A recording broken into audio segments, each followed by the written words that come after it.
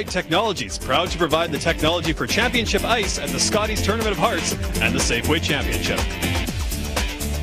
Hi everybody, I'm Mitchell Clinton. Welcome to Credit Union Place here in Dauphin, where we're going to be looking at everything that went into even bringing the Safeway Championship here before we even get into all the action that's been going on. Resby Coos and Don Finkbeiner will stop by. We're going to talk to Wayne McIntyre, and we're also going to talk to Alan Dohan. He's the Deputy Mayor here in the city of Dauphin. 32 teams are going to do battle, but only one can represent Manitoba at the Brier that's going to be coming up a little bit later on. So we're going to get to all that and more coming up after the break. You're watching the Safeway Championship on Shaw TV.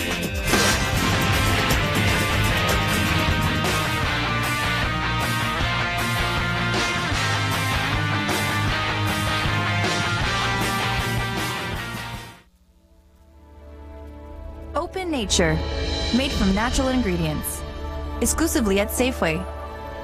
A proud sponsor of the Safeway Championship. Visit safewaychampionship.ca for more information.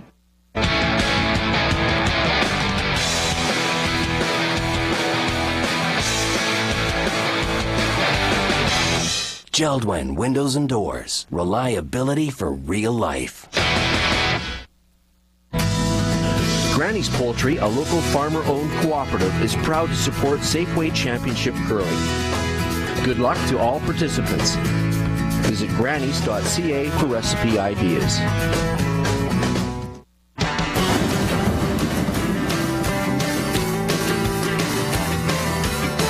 Safeway Championship Curling on Shaw has been generously sponsored in part by Manitoba canola growers. Visit canolarecipes.ca.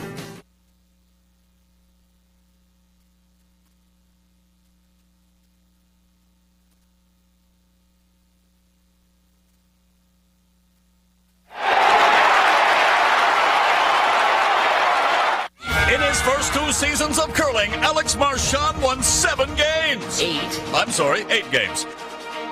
In that time, he put together a 2-game winning streak, got new uniforms, met an Olympic gold medalist, made the front page of Curling Monthly. He explained to his boss what sweeping does, and got his butt kicked by a guy with a fake hip. Yes, Alex the Hack Marchand has had quite a year, and it all started with a click.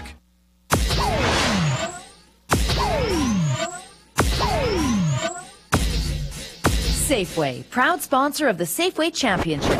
Brought to you by Email Direct. For more information, visit safewaychampionship.ca.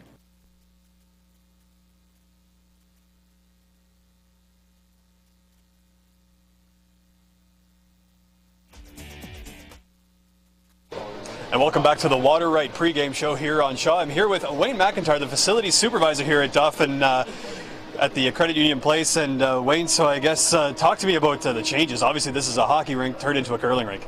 Well, our changes started last July when we were putting the ice in. We had to lower the lines in the arena so that when Hans scraped the ice down, we weren't cutting our hockey lines out. And we did a lot of work Monday, Tuesday, Wednesday night to get ready for Hans, and everything went really well with us. All right, so when it came time for it came within like a week or so of the competition. What kinds of things were there? Longer hours, or were you guys in a pretty good spot coming that time? We were in a pretty good spot. We were cutting our ice down all along. We had kept our ice at a constant temperature and constant depth for the last 2 weeks, so that we didn't have a lot of overtime or anything to put in to cut the ice down. Always good news to hear if you're an employee, I'm sure. So besides the ice, kind of in and around the facility itself, any other changes that had to be made? Well, we had to change our curling rink into a saloon for our bands and stuff. It took a little bit of a challenge to put the flooring down because we have to protect our curling rink floor, our curling rink ice from damage, so we can reopen it on the 15th. So. Always good to make sure the curling ice is maintained. Obviously the ice looks great, the facility looks great right now. So afterwards, how long is the process to kind of get it back to where there's actually hockey ice again? It'll basically take us about 24 hours and we'll have it all changed back, and you wouldn't even know the event even happened here. Talk about efficiency here for Dauphin Recreation Services. So throughout the week, what kind of things are you guys anticipating? Anything coming up? Ice conditions deteriorating? What kinds of things would affect the ice? If the inside of the building got too warm, it could affect the ice. If the humidity got too high here, which I can't contemplate that because of the temperatures we're containing outside right now. Okay, and then so if say it's Championship Sunday and it's full in here, is that kind of something that you guys plan for? Yes. We are controlling the temperature of the building, and we're working with Hans to make sure we keep a constant temperature in here. All right, that's Wayne McIntyre from Dauphin Recreation Services. He is the facility supervisor. He'll be roaming around all over Credit Union Place to make sure the ice and the facility stays as good as it should. We're going to go to break. We'll be back on the Water Right pregame show right after this.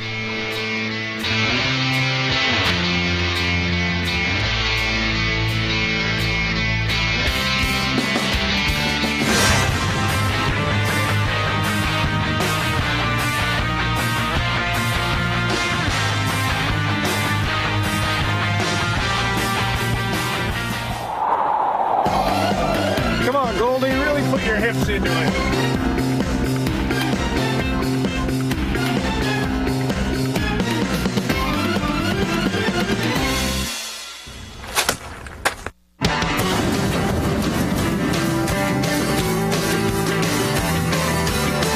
Safeway Championship Curling on Shaw has been generously sponsored in part by Manitoba canola growers. Visit canolarecipes.ca.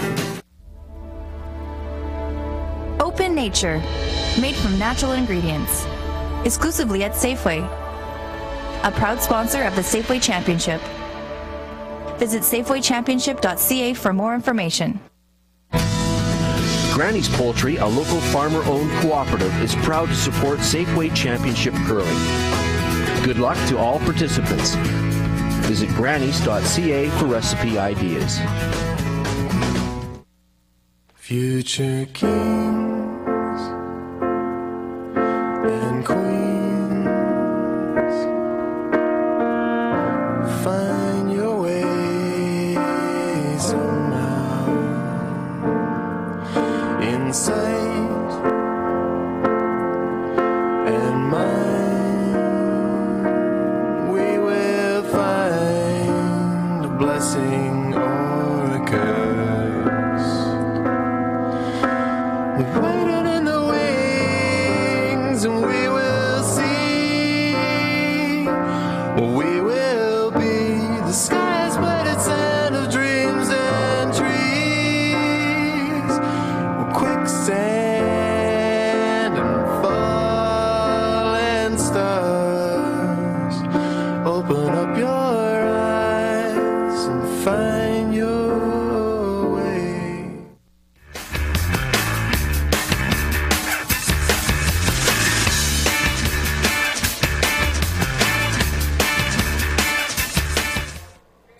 And welcome back to the Water Right pregame show here on Shaw. I'm Mitchell Glendon, once again joined by Alan Dohan, the Deputy Mayor of Dauphin. So, Alan, I guess my first question to you would be, what's it like? What does it mean to the city of Dauphin to have events like this come around every so often?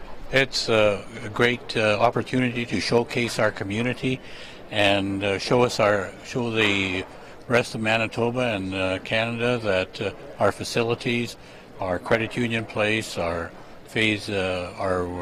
water slide, our fourplex, and other facilities in our community.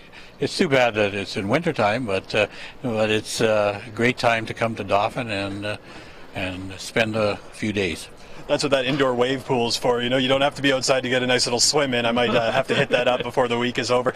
We were talking a little bit off camera just about this is a perfect time for this championship to come around. You guys here in Dauphin just had a census and the numbers just came in. Yeah, this is great news. It's hot off the press. We grew by 4.4%. We're at 8251. So that's good for our community. We felt that if we did necessary infrastructure projects like this, the theater, we're building a skateboard park and splashboard park, that people will come, and it's great to have to see growth in our community. Last two censuses were a decline, and we're quite worried about it. So this is great news, and for our community, and see that we're on the right track of growth. Absolutely. You know, sounding by all those infrastructure projects you talked about, I might have to visit my hometown a little bit more frequently here. So I guess talking about when it comes to funding for those infrastructure projects, do having events like this kind of give you guys a little bit of added clout? Well, not clout, but it shows to our elected officials that we have the passion to get the job done. We built these two facilities here for $14.5 million, and it was at a time when construction costs were lower and steel costs were lower, etc. So it shows the commitment in our community for growth. We also built the fourplex Cineplex here as a community. We have 2 3D theaters and 2 digital, and showing current releases. So it indicates, I think, to our elected officials that, and it sort of fits in with our new slogan in Dauphin, yes we can. Say yes to Dauphin. I like that slogan. Now we're going to go to break once again. We're going to come back with some analysis from Resby and Don. You're watching the Safeway Championship on Shaw.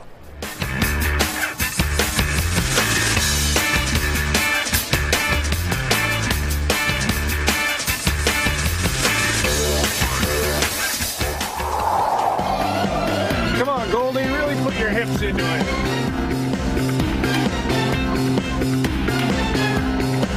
The Winnipeg Goldeyes. For more information, visit goldeyes.com.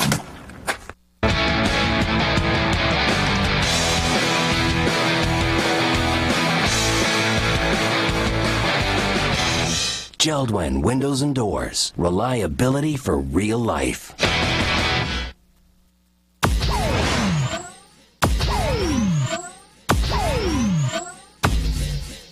Safeway, proud sponsor of the Safeway Championship. Brought to you by Email Direct. For more information, visit safewaychampionship.ca.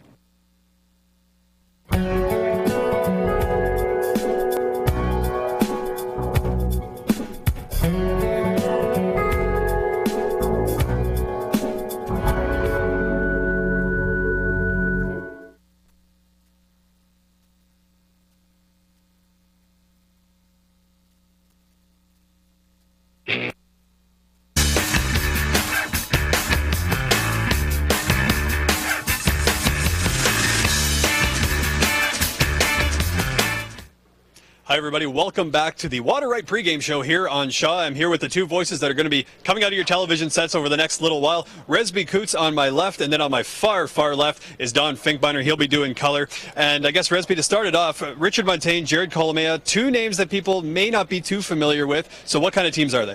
Two good rural zone winners. Jared Kolomaya, a young team, all guys in their early 20s. They had very successful junior careers. They won They made the semifinals of the Dauphin Clinic Pharmacy Bonspiel up here. They may feel good about coming to Dauphin. Certainly a team of the future. Richard Muntain, Don, I think you'd characterize as, if he was a baseball player, a journeyman infielder, a guy who can play the game, a guy who can win, and he's been around a long time trying to do it.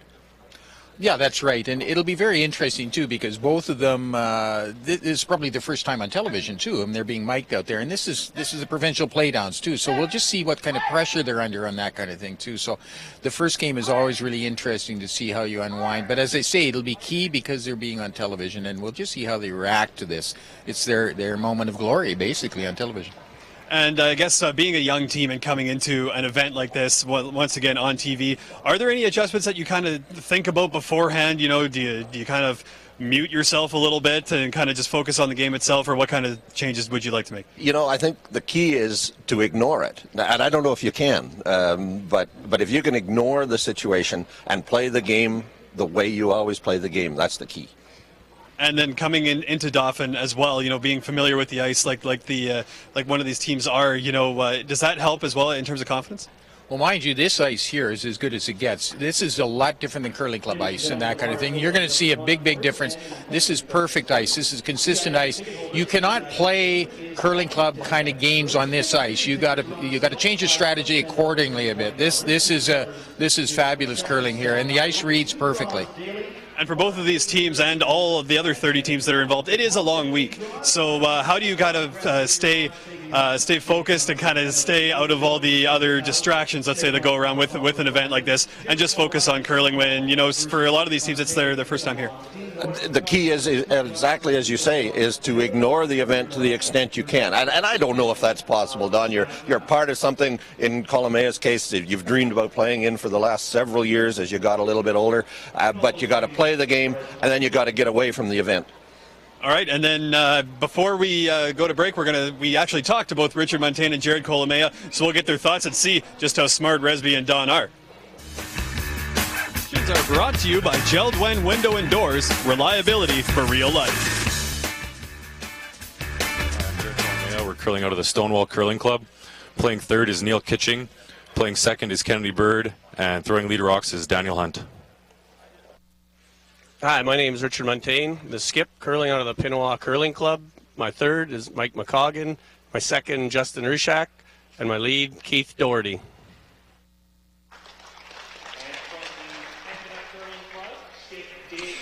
Well, Don, we are at the Safeway Championship, the 2012 Safeway Championship. The first end of this game will be brought to you by Granny's Poultry.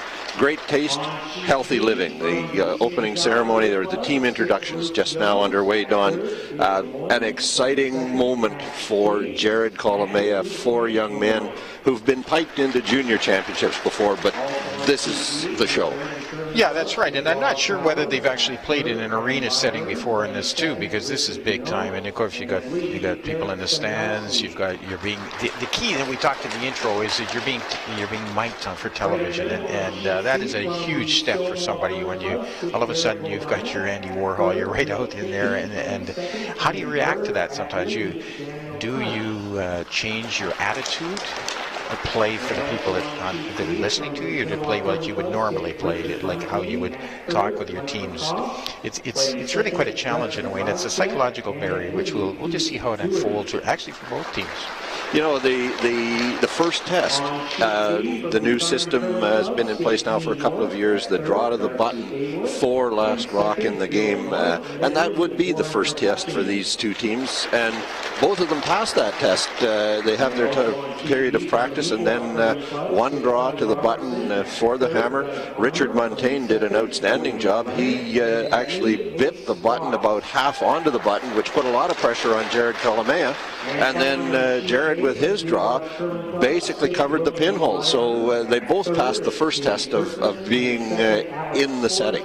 Well, what's important about that is it's a really fair way of doing it. In the old days, we flipped a coin and that kind of thing too. So, but by drawing to the button like that, you bring up the point. They had practice ice for both teams, so they got a bit of a feel for the ice, to say the least. And they will test the swing in towards the center, and they'll know exactly what to take. And they've got superb sweeping normally on all of these teams. So to be able to draw to the button is fairly easy in a way, but you got to be so exact, and it's talking a matter of inches, and it brings a new element to the. I think it's a great way of determining who throws last rock. One thing that folks will notice as we go later in the week, and some of the more experienced teams are involved in that draw to the button, the Stoutons, the McEwens, the Fowlers, those who have played it a lot in the Grand Slam situations, which we didn't notice with Muntain and Kolomaya to the same extent. The experienced championship ice teams, they'll do a quick practice up and back, and then they'll focus a few moments of concentration on making that draw. They will actually practice that draw to the button, and because they know it's important to win it. Well, you're absolutely dead on in that. That's experience of playing at the high level. Both, I guess, the two most experienced teams here when it comes to the show kind of curling is, of course, McEwen and Stoughton. And of course, you're absolutely right. They know how really, really important it is to get that last rock on the first end, and they will focus on that. And it's so exact nowadays. It gets to less than an inch in difference between when you get top teams and that, and they really know what they're doing. You're absolutely right. we mentioned McEwen on the early draw this morning, close to what might have been called a shocker with Mike McEwen having actually to draw to the full 4-foot, bit the button with last rock to win against the local team, Glen Taze. Well, actually, it was an amazing game. Actually, he was in full control, and he gave up a 3 partway through the game to Taze to tie him up, and all of a sudden you could just see the Taze team. They figured, well, we got a shot at this. And actually, they were, in my opinion, got a little conservative. Taze, that is, got a little conservative on the 9th. He had a chance with a guard out front to maybe go for a 2 and be one up coming home, and he neglected to do that and ended up getting 1 to tie. But your points right there that McEwen had to draw the full, basically full 4 to win the game, and you never know in that.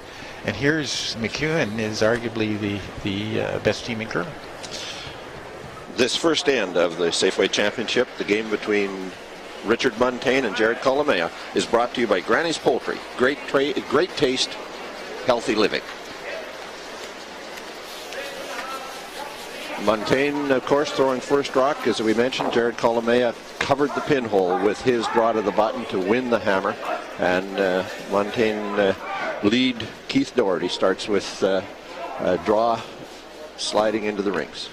Well, he can't put it out front, you know, and with the free guard zone and do that. But he's bringing it into the house. And actually, I believe that your first time out here, your first time on the arena ice, maybe cool it for the first couple ends so you get a better feel for it. You settle down the nerves a little bit and just play it conservatively for the first few ends.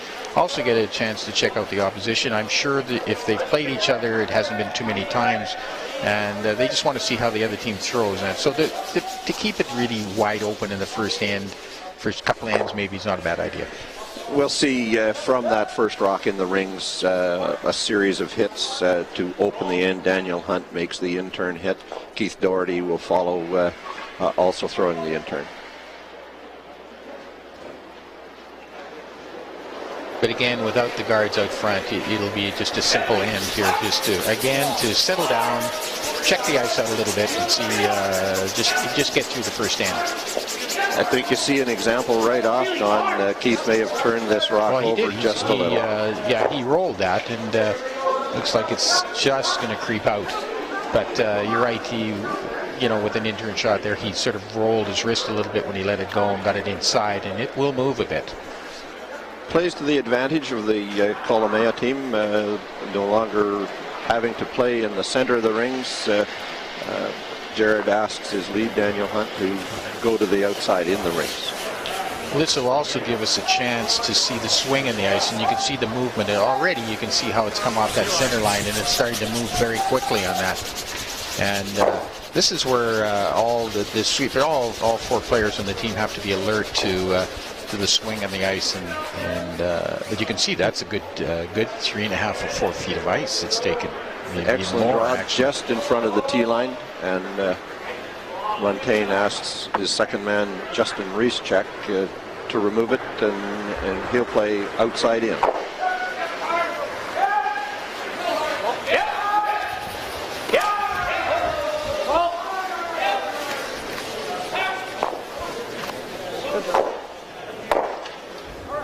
Don, I think as we go forward in this game, we'll see something that a telling fact will be, in fact, consistency of release. The Stoutons, the McEwens, all have very similar releases and very consistent. But even if the players on the team don't have the same release, so long as they're consistent, allowing the skip to know what's going on. That's right. They've got to be able to read the ice for what a shot would be, but on the release, and each player maybe throw a rock slightly differently. You got to give the ice accordingly and maybe change, especially on a draw. And you see, this is interesting. This shows you how perfect ice is in this kind of a venue. When you play the outside in a regular curling club ice, quite often there's so much frost on the side, you wouldn't play outside in early in the game. You wouldn't play that. You'd play from the inside out a bit in a curling club. But here, it just shows you how beautifully that ice runs. Once again, Muntain asks his second man, Justin Reeschek, to play the outside in hit. Hits and rolls away. But a little more of a up weight on that one. He threw a little more weight, and you can see if you do that, it's going to run a little straight on you, and that's exactly what happened. Not a good situation. You really want to stick around. Although you keep it simple, you want to stick around. Now it allows Bird here to now get draw weight down. You know, so and it allows him to play the other side of the sheet to find out how it rolls over there. One of the things we'll note as we go forward, two of the players on the ice, Kennedy Bird, the second man for Kolomaya, and Richard Muntain himself, both left-handers, so that shows a little different line of delivery to the teams. Well, that is right, and it is a completely different kind of a way of looking at it, and it's really something you've got to play a lot together to be able to read the differences in again, the release in that. But you can see this. You can see it's come from the center line right over to the edge of the 12. Again, both sides of the sheet. See how consistent that is. Again, Muntain is asking for outside in for the hit. Mike McCoggan, the Muntain third, the oldest of the players on the ice at the age of 50.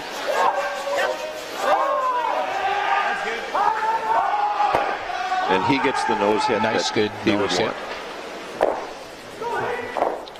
It'll be interesting to see as the game goes on the kind of weight that you throw for hits. You'll find that the teams like the Stoutons and the McEwens and maybe the Rob Fowlers and some of the others that played on a lot of arena ice will play very quiet hit weight because they can do things with it. And you've most of your life on a curling club ice, you tend to throw a little more weight than you would throw on hits than you would throw on ice like this.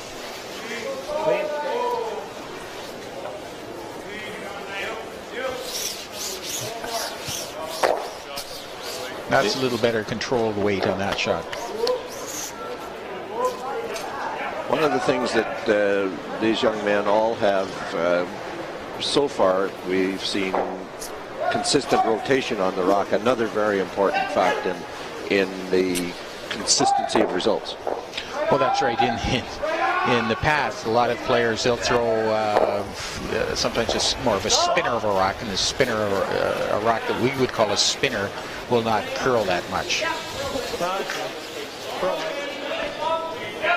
A fair amount of weight actually on that, but a good hit and roll. I think you'll find as it goes on, the week goes on, you'll find the teams will settle into throwing less and less weight on hits. But since, again, this is the first stand, you want to just get a feel for everything. McCoggan did get that roll to the button, and Neil Kitching is asked to remove it. Again with the in-turn, and again it appears that he's a lazy release. Yeah, actually this is it. He may be lucky to touch that. No, it's not, and that is weight. I think he rolled that a little bit too. You get inside on it, and it will move on you with quiet weight. You have to get what we would say out to the broom, which means you've got to make sure your release is nice and clean, and you actually, when you hit the broom, if you're turning the rock a little bit as you release it, and what we would call rolling the rock when you let it go, which he tended to do there, it will start to move on you, and that's a wide open miss. We're lucky to see a handful of those in the entire week. You might. These guards got to be fairly tight because they're not guards if they're high. I think it's 70 feet right now. So 80, 85 then. Okay. See, they're talking. The boys, Muntain's team is talking about the weight. They were talking about the ice conditions and the weight to throw for this guard here, and they were just, which is good. You can see that the communication on the team. They were just asking what they think the weight should be for this shot.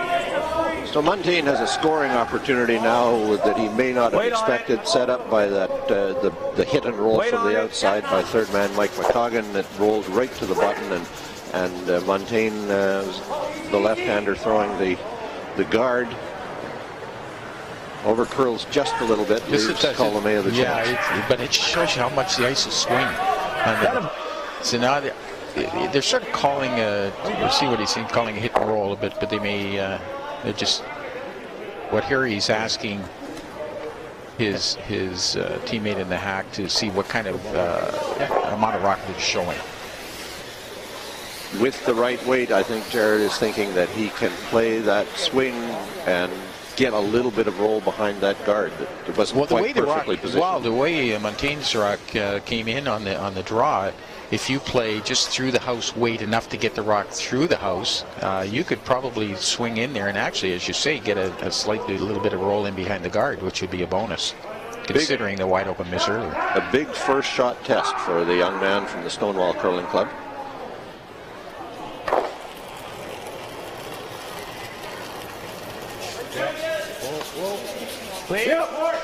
Now he doesn't want to hit and roll to the open and allow Muntain to hit and roll behind the guard either. Looks a little tight to the guard here. Perfect. No, that's a great shot. Didn't get any inside roll, but certainly has left Muntain a difficult shot. Probably Muntain will be open, and I would suggest we're probably going to see a blank end. Well, you like that for a prediction, right? No, that's right. He unless he bumper similar to his, unless he plays it quietly enough that he hits and sticks right there. Then of course Kolomaya has to be very careful with it to make sure he gets it, and he may play it quiet. And we'll try to blank, of course, but. And here, this is a difference too. We've got a, now we've got a left-hander coming down here again. He's coming at it from just a slightly different angle.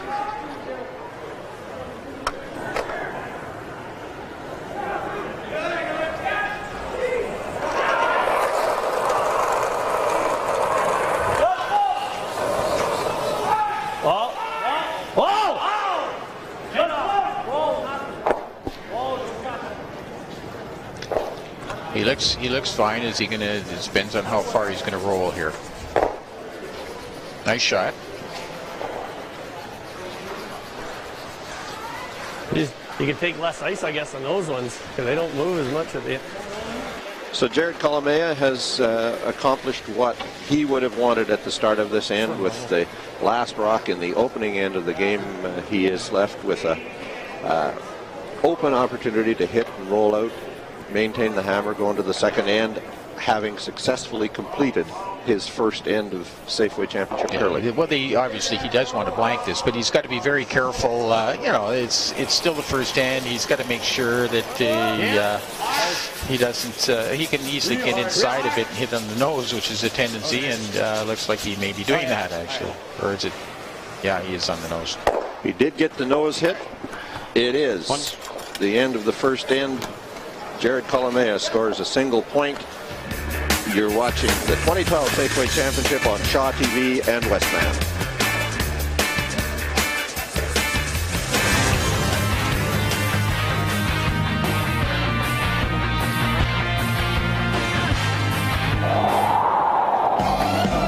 Come on, Goldie, really put your hips into it.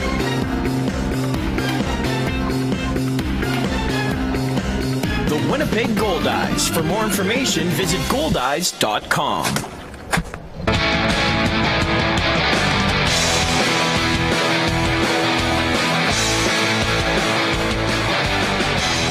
Geldwin Windows and Doors. Reliability for real life.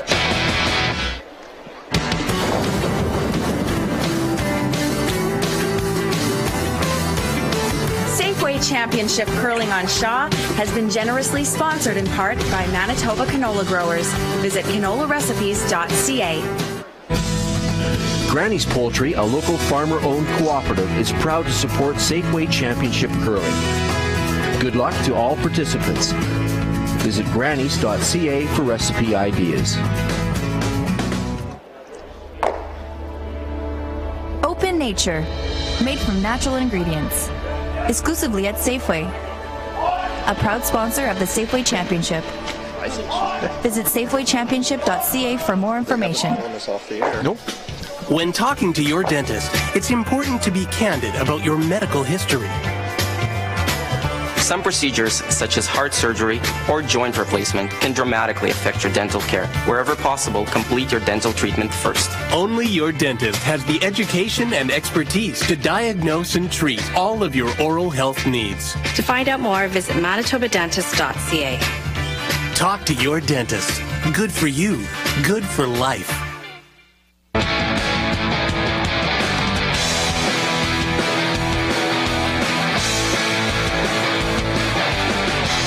Geldwin Windows and Doors. Reliability for real life. We're back to the Safeway Championship in Dauphin. This second end is brought to you by Water Right, a proud supporter of Manitoba's provincial curling championship.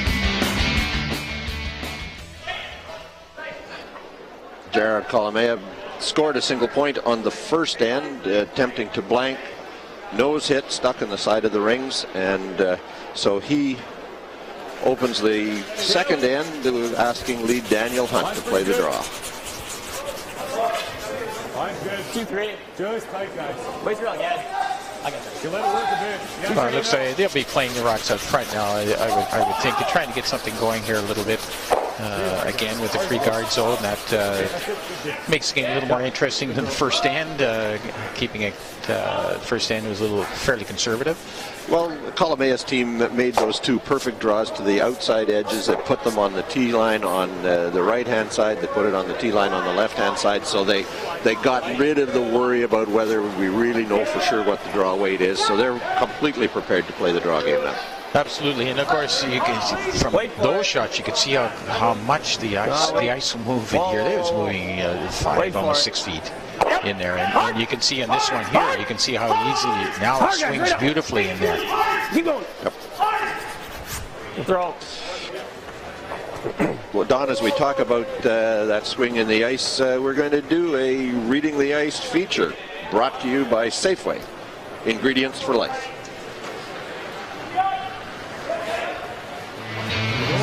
Well, you can see the swing. We saw it earlier here in the round. It's going, well, normally it's about 4 or 5 feet. In that one, we saw on the outside in, it was up to about 5.5, 6 feet in that situation here. And we'll see here, and when it comes around any of the guards, even outside in, we're looking at least 4 feet in that kind of. So it really moves a great deal, which is fantastic. And the players can have great confidence. The times, the hog time from hog to hog, 14.5 seconds. From hog to stop, 24.5. And the split time, the split from tee to hog, 3.85. And we can tell you that those are very accurate. Jared Kolomaya, when he made his draw to the pinhole, he in fact drew 24.8. So it's the kind of numbers that curlers around the province know and understand and use as guidelines as much as they use them as accurate indicators shot after shot. Yeah, and also too, this ice, again, we'll be obviously talking about this a lot, about how good the ice conditions are. In a curling club, you're not going to get ice that's going to swing as much as that in normal situations, and also the speed. You're very few curling clubs we're going to have ice that is as fast as 24, maybe 21, 22, but this is very quick, and it's something to adjust to for the player's point of view, but it won't take them long, actually. And I think it's such a treat for them to play on this kind of ice. You can do things that you couldn't even think of doing in a regular curling club ice. Well, as compared with that very conservative opening end, we've had 4 lead rocks thrown and 4 in play, 1 on the center line and 3 in the rings. And Kolomaya asks his second man, Kennedy Bird, to play a tap back on their rock in the rings. He's over curling. Well, this is it, and I think we get back to your point earlier about the release too. If you roll a rock in here, you get it, what we say, get it started. It is really going to take off on you, and you can see in this situation it did a bit. So you have to be able to read your players as the skip. You have to throw consistently, and you know, when the ice is that swingy, it makes such a difference in that release. Well, as you see from this overhead shot, the 2 Kolomaya rocks are sitting, both can be removed from the rings. One just jammed across through between the 2 Yellowstones. Advantage at this moment, Muntain, as Justin Reeschek throws the hit. Wow.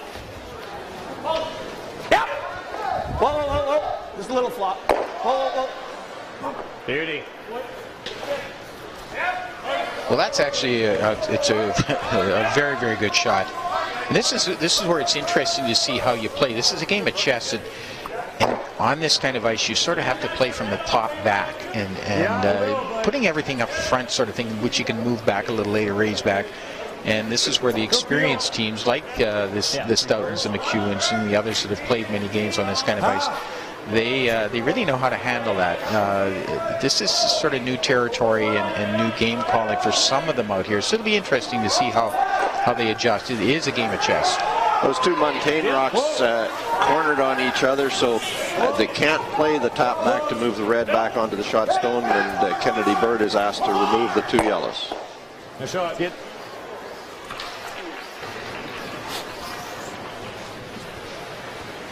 A tap on that red one, Don. I'm not sure that he really wanted that. I think he wanted to get a little tighter and kill the two yellows.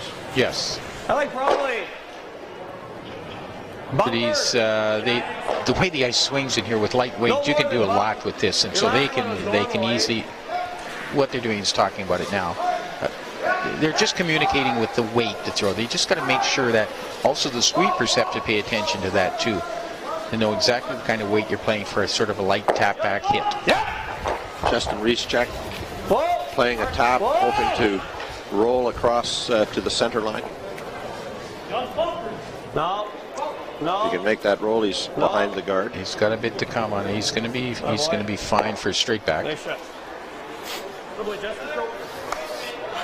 But you can see, even with a little bit of extra weight, it will run very straight. Once it starts coming down off that, from the weight point of view, it'll really swing in there nicely.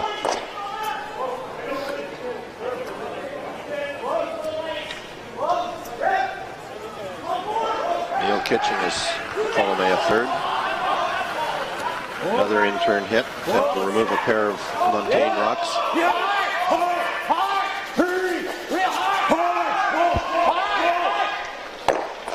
That's a good shot. He couldn't make a double and roll in behind, so he had to at least roll and keep it into the open.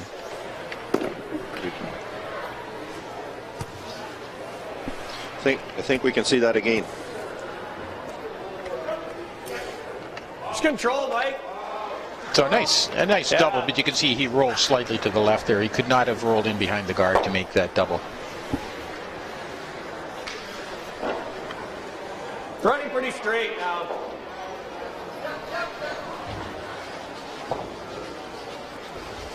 What he'd like is just quiet enough so he can hit and roll in behind the guard.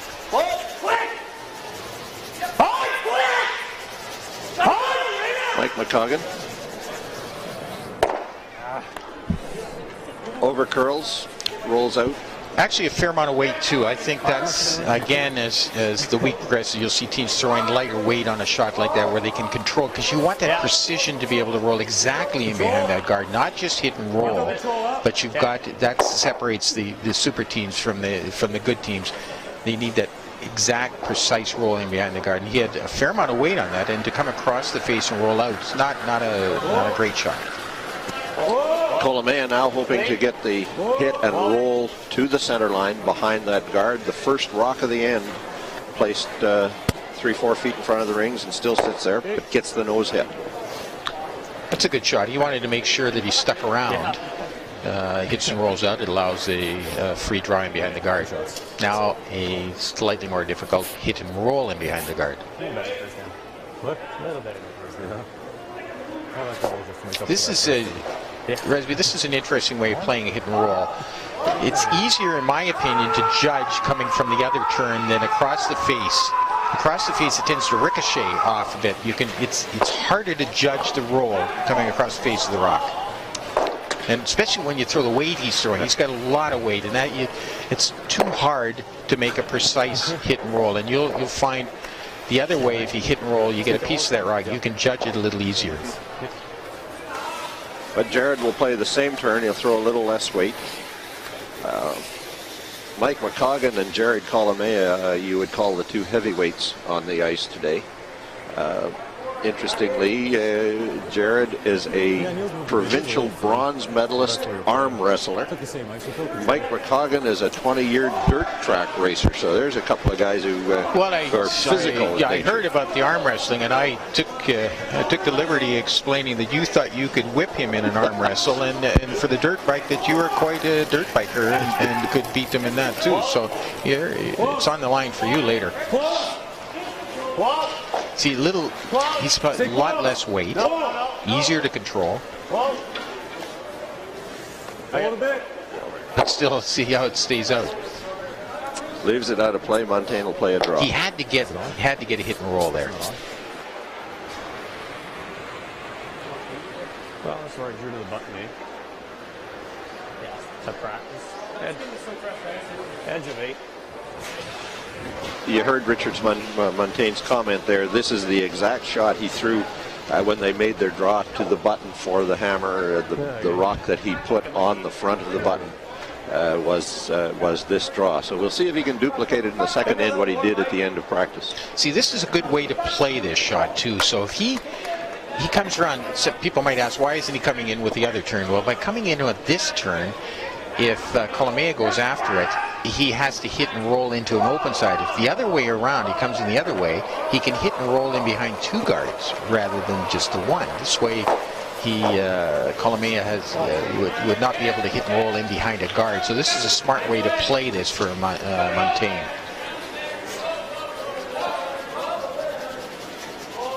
Keith Doherty and Justin Rieschek are the sweepers, not having to work real hard, but they've put it exactly where Muntain did on the look at how practice. it's great, but look at how far it came. You see, now it does come back to that other scenario I talked about, where he can hit and roll in behind the corner guard. Whereas if it stays out more on the other side of the center line, he can't do that. Yeah. Interesting how much that will move. Should bust pretty hard off that 4-foot line. Yeah. He'll play that same kind of gentle hitting weight. The young guys have learned that from watching television, from watching so many great curlers playing a lot of championship games on TV these days. Oh yeah, I mean the game is made for TV, and when you look at the number of games that are on TV, and you look at the teams, the Stoutons, and then the Martins and Howards, etc., all the time, you learn from watching them. Yeah. Looked like he got a little in on that. I wondered if he did. We'll see if he gets to the guard or past it. Hard guard. Right up. Hard. Oh, forget it. Yeah, go hard. Yeah, he rolled that rock, Resby. It just had a fair amount inside. Actually, it looked like he cut the ice in half almost on that one. And you pay the price with quiet weight, it will move. So Richard Muntain gets the break. He has to draw full in the 12-foot circle for his second point. Yeah, those are relatively easy shots. You cannot miss, and that's exactly what happened there. It's a gift.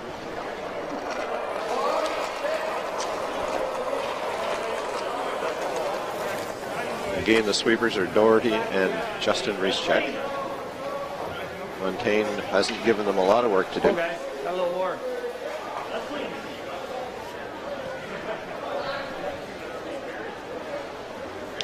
Bit of a gift, but a nice deuce on their behalf.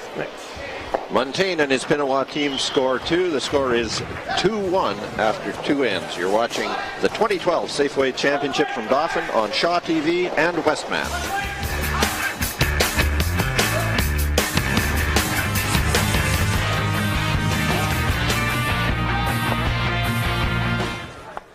I don't know, just stay calm, play our game, try not to get into it too early, maybe keep it clean for a couple ends.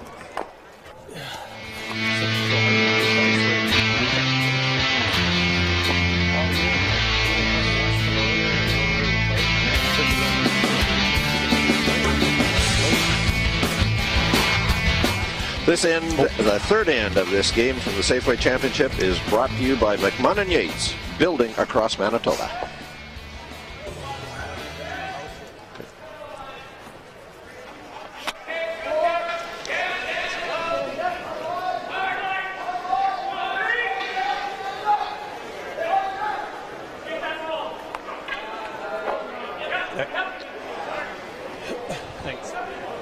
Well, Keith Doherty is ready in the hack. 6.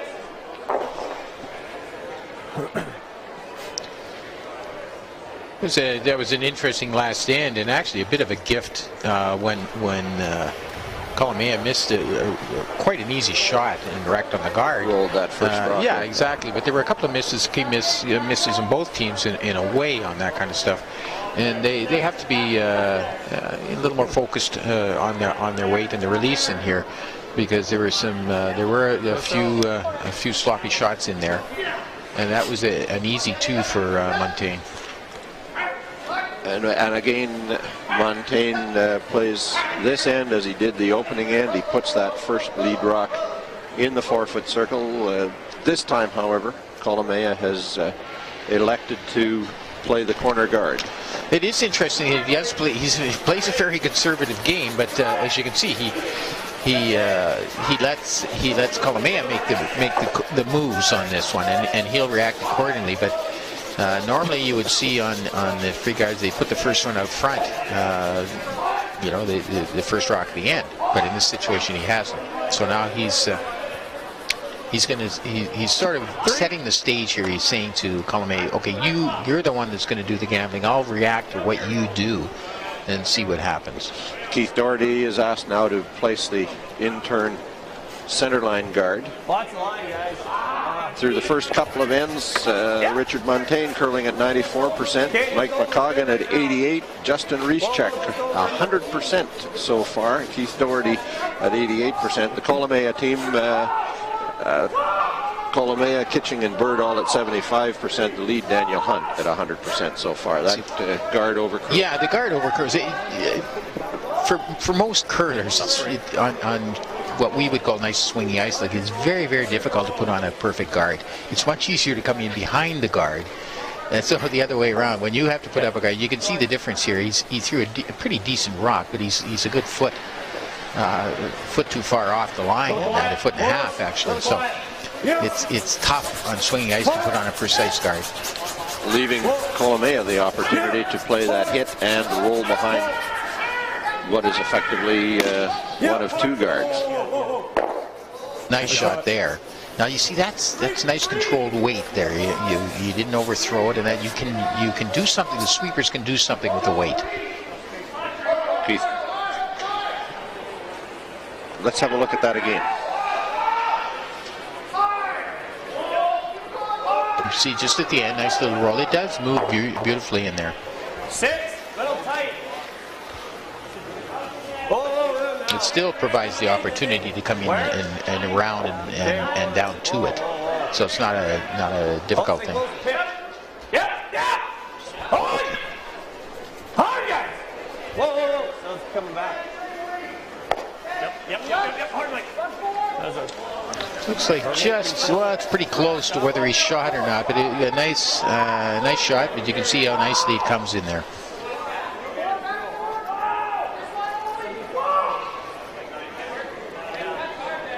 Setting up to be an interesting end. The second man now, Kennedy Bird, will follow, try to tap that out a little bit on an angle or get in on top of it. This end will be played in the rings behind, at this moment, what he wants to do is just come down to it, down to the corner of it, because if he does come down to the corner, they can use it later. What he doesn't want to do is tap it and roll into the open a bit and allow Muntain to just simply hit it and roll again. So it looks like maybe they got plan B here to go in behind it.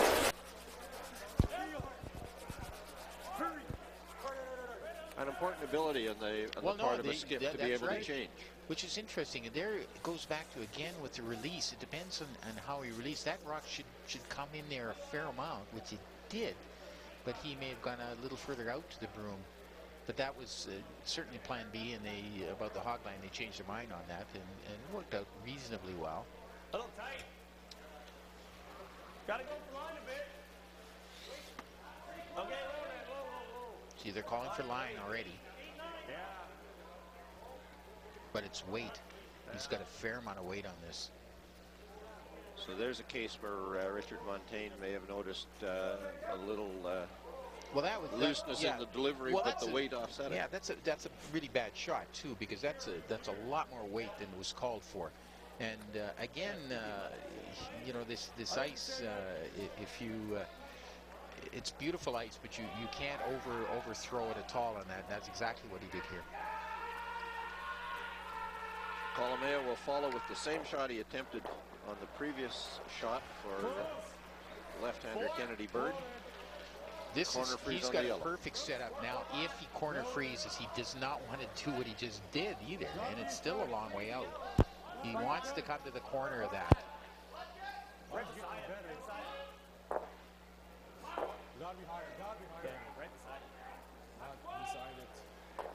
Again, just a little too deep. Yeah, that's not a great shot. It's about a foot too heavy, and it should be on the corner of that yellow one. And now look at that; it sets up basically a triple. And he comes to the corner of that, and he's got himself in really good shape for a big end. Now, one good shot here, and Muntain can bail them out. And Muntain's in the situation where he's got his heavy hitter throwing, the guy we've seen throw the biggest weight of anyone. Well, he does, but he's got a big shot here because what a difference that shot is. You put that on that corner, on the corner of the yellow, and this shot isn't there. And now it's just that precision that's lacking right now. So here's a really key shot.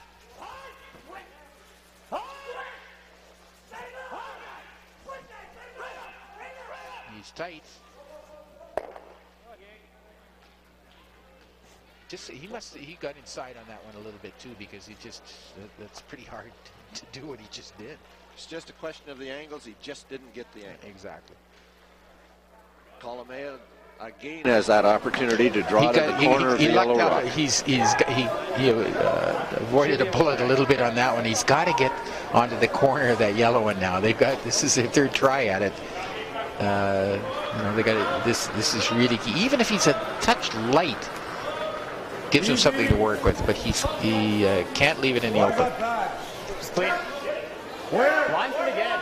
No, man. Jared Kolomaya is trying to read the line on this shot off of the two previous shots, which were, of course, thrown by the left-hander, and now this is the right-handed delivery, and quite a difference in it. Well, this one they lost. I mean, this one they should have been on earlier, because it's gone too far on them. So just lack of awareness to react to the ice conditions here, because they should have been on that rock a lot earlier.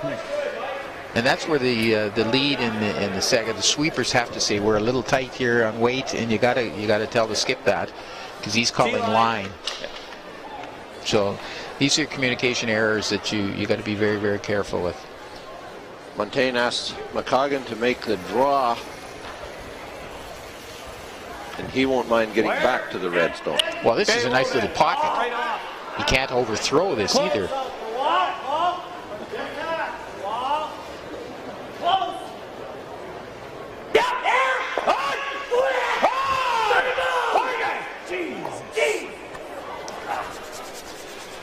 Well, that's again an interesting situation. He had a lot of weight on that. Like, he had through the house weight on that, and that's not the kind of weight he wanted to throw on that. And still, look at how it took off on them again. It moved on them. They didn't react quickly enough, and just a sort of a disastrous shot for him. The difference there, compared with the more experienced teams that on this kind of ice that we'll see later in the week, there was a case where the skip Muntain reacted to the rock when it started to move. Yeah, instead of anticipating. The Stoutons and McEwens will anticipate. Absolutely, yeah, and you've got to in a game like that. The ice will move on you, and you got to trust it. Really key shot here. Third man Neil Kitching's final stone of this end. And again, underthrown just a little bit. It's light. He's got to get in there. You see, they had to. He had such a great potential for a big end here. Really, he gets to the corner of that yellow rock. Then they can raise on it later for a big end, 3 or 4 or 5, even, that kind of thing. So they've left. Both teams are letting each other off the hook here as the end progresses. He had like this kind of weight. Yeah. And it just took off on him. The Kitching rock stops in the front of the 12-foot. It makes it a little more difficult for Richard Muntain to get around to that shot stone, but if he can make the draw, it's a wonderful shot. And the ice moves. And that we saw in earlier games this morning, we saw how beautifully the rocks will come into the. We saw some outstanding shots earlier in the morning on shots similar to this, where the rock will come in beautifully. Yeah, we gotta, once it starts coming. This rock will come from the outside edge of the 8-foot circle. Looks like a lot, Mike. This is, they're afraid that this is a lot of ice. They're not used to that, and they got to trust it. And it's right now they're talking about that, saying, "Gee, that's a lot." And there's a Muntain has a little bit of doubt here. You know, as I keep sort of mentioning this compared to curling club ice, you rarely would have to take that kind of ice on a curling club. But boy, it takes a while to experience this and to trust the ice. And key shot here for him. Muntain can miss this center line. Well, it's not a center line, but he can be on the opposite side of center and still get very much to that back rock. So certainly. He has to believe in himself. Exactly. Line's good. Now it's starting to move on him. How's the weight on here? He just looks a little warm maybe, but now look at it come. See there, look at that. It just dives and they're beautiful. Great shot. Across the top of the 12-foot circle, just on the center line, cleared the guard by 4 or 5 inches. And sits on the button in front of a Kolomaya rock. And a shot good enough, we should look at it again. Well, look at you can see beautifully with the overhead on here how much that swings in there. That's beautiful. The only criticism I'd have of that shot, and curlers never like the dead draw weight like that. They want to be able to have sweeping weight, and that one was dead draw weight. And as it started to die, it just took off.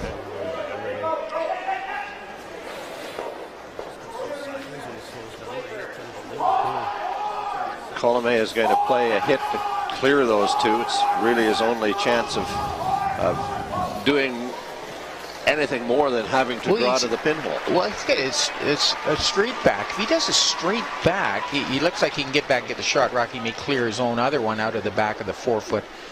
I don't know if there's enough room in there that he can actually hit it at an angle, a slight angle, to double off the 2 yellows. There is a guard out in front there that is the Keith Doherty rock from earlier in the end. Now you can see the angle here. If he hits it on a slight angle, he might be able to double the yellows, or he may be playing. It's got a lot of weight.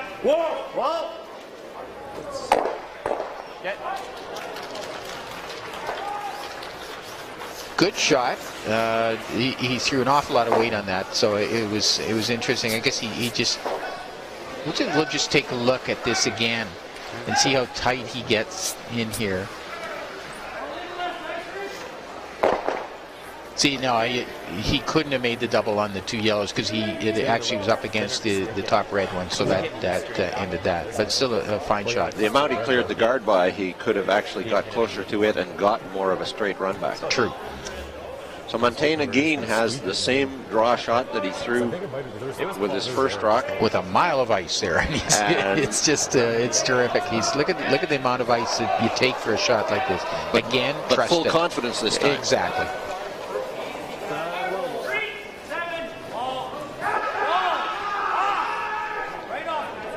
Line's good.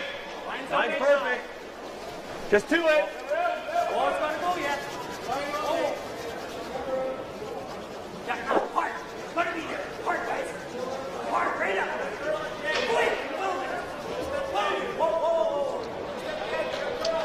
See, that's perfect. It makes the perfect draw. Well, not on that. What he did on that one, he allowed the sweepers to control it. So it was a fine shot. Fine shot. Jared Kolomaya with no choice but to play the draw. Needs to touch the button. It's a good size button, but still drawing to the button in any box field. That's right. Well, he's got to be a little more than full 4-foot in there, and but very interesting end. Few key misses here and there to make it even more interesting.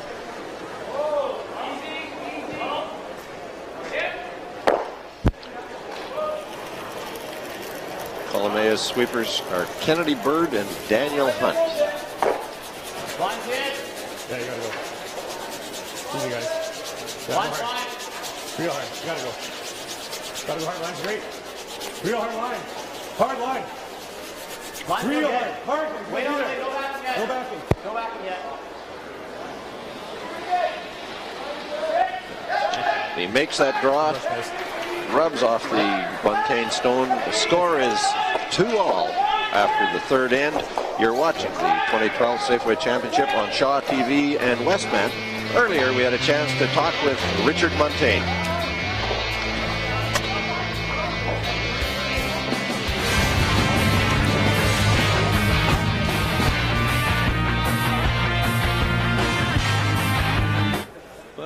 got to get used to the ice. It's a little different ice surface than we've been playing on all year. Our ice has been pretty straight all year, so after practice yesterday with the amount of swing we've had, it'll take a little bit of getting used to, but I think once we get used to it, we should do all right. Safeway Championship at Dauphin Credit Union Place. This end is brought to you by Manitoba Liquor Marts, proud supporters of Manitoba's roaring game.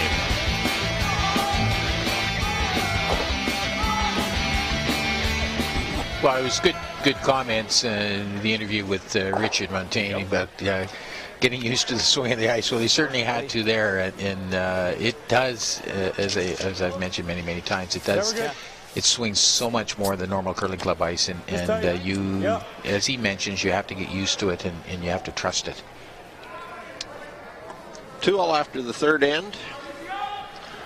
Kolomaya asked Daniel Hunt start as he did the second end. The draw, center line guard.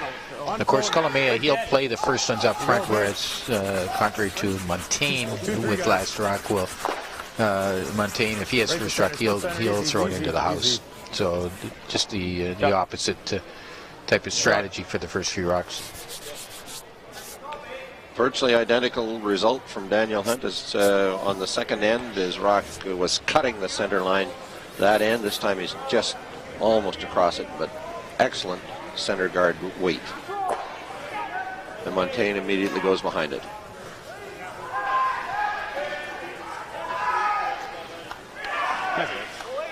Or at least plans to. Yeah, you can see, right, you can see how quickly that moves, and you know, the sweeper's been on for all. He's got a nice little bit of a biter here. And you see, even with if he had full 4-foot weight, he'd probably come out the other side of that thing. So it will move a lot. So he would have liked to have been a fair amount deeper on that, at least maybe full 8-foot in that. So now there's room here for the Kolomaya team to come right in behind. And they're, again, when you can easily come in behind a rock that's fighting the top of the front of the house, it just shows the great swing on the ice. Hard, you good. Gotta go. Hard, good. Kitching and Bird are the sweepers. Daniel Hunt, second delivery of this fourth end. Hard, one's great. Real hard, guys. Hurry. Hard, guys. Hard. It's bending in there. Boy, that moves in there nicely. In that with a little more weight, he would have been he'd been right easily top 4-foot. Comes in nicely. See on the replay, you can see just at the end how much it really swings. Almost sideways there, remarkable. Now we switch to the other side, coming in the other way. We're gonna have to go for line if, okay, yeah. Muntain went wide the two shots that he made in the second end, but this one's heavy. Keith Doherty has overthrown this one. Yeah, he's. It's even with through the house weight, how much it cut in there. And the sweepers were saying if it was lighter, they'd have to sweep to get it by the guards. But that shows the way now for Kolomaya. His second.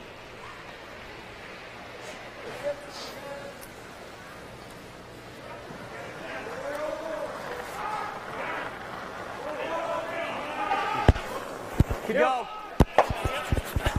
Hard. Real hard. Four. Hurry, hard. 4-5. You can see the difference. You know what? I think what happens is a lot of players that haven't played on ice like this, they look at all that ice and they say, "Gee, you know, you don't trust it," and you tend to throw it a little in. You know, I mean, anybody who's curled a lot, realize we've all done this kind of thing, and you do have to trust it and get out. Make sure you're out to the room, because once you start rolling it inside, you're gone, and that's exactly what's happening here. Now Muntain is clearing things up a little bit. Whoa! Whoa! Yep! Hard! Hard! Whoa! Whoa! Whoa! Sit. Oh, look at this. Cuts back in nicely at the end there. Just that little boomerang. Well, over on sheet A, William Lyburn, the number 4 seed, is playing Curtis McCannell from Pilot Mound. Lyburn winning, leading 2-0 after the third end. This was Curtis McCannell's last rock, a chance to hit and stick for 2. Rolled out. William Lyburn leads McCannell 2-1 after 4 ends.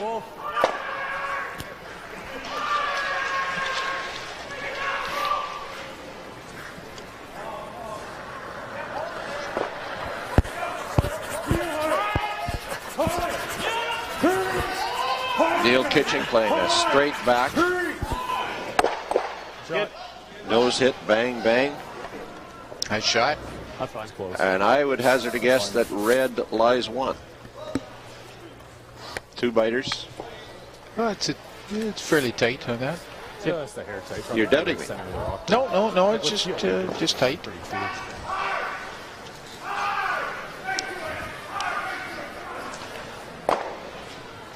Does the call suggest to you which one Muntain thinks is counting? He's elected to go around it. Yeah, he'll. There's no point in trying to remove it or anything. So he'll. It's a nice setup if you can get around this too, because with the double guard. Justin Reescheck with the draw and. Okay, hard. Whoa. Just hairs A wide. little heavier than. Well, the problem is it's too far. Look at this. Yeah, now it comes out, sneaks out the other side of it. They wanted top four. Maybe just biting the corner of the button there. We can roll off this too. Yeah, if you catch it thin, you might get them both. Or even just straight roll. Yeah. You like normal? Yeah. Should run pretty true here.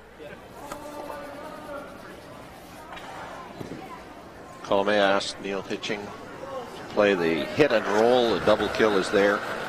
Yeah, he's got plenty of room to roll here. Double kill is good. Hit and roll in front is good. Actually, hit and roll towards the 4-foot without even the double. Well, he's not going to get that either. But double would have been fine, except he's at the back of the house. Plenty of room for Muntain to come in behind again, which he's looking at doing here too. Muntain will have learned from that previous draw. Mike McCoggan will throw this draw.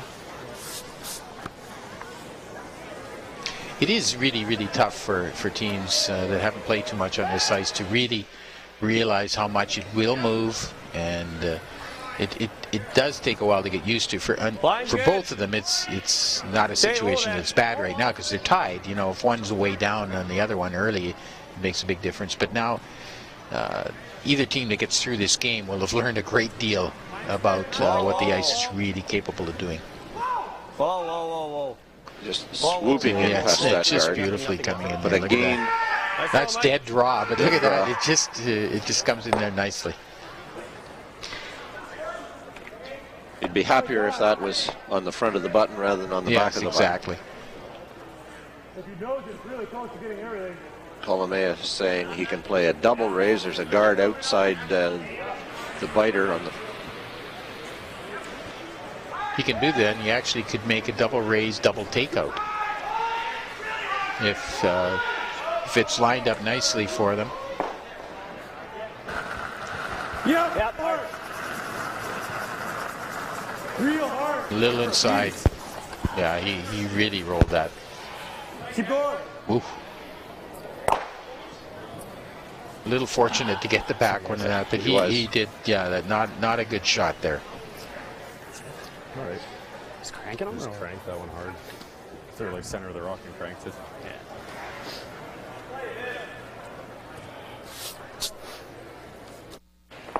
I think you have to. Just the top four. Well, even.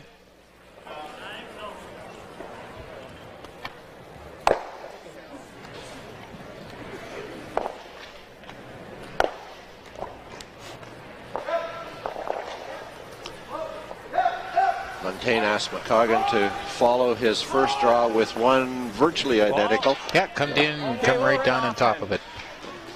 A few inches shorter, right on top of it. Those two. Where are we?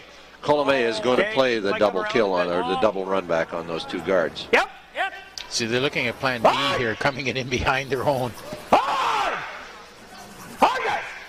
Keep going back. Keep going, Justin. Rubs and rolls open, not a good result. No. These are really tough to judge, actually, for both the shooter and the caller and the sweepers and that kind of stuff, because it'll just, you know, once it's starting to move, it's really going to swoop in there. But if they get on it a little bit earlier, he could have possibly come in behind that, right? But you didn't. This is what he didn't want to do.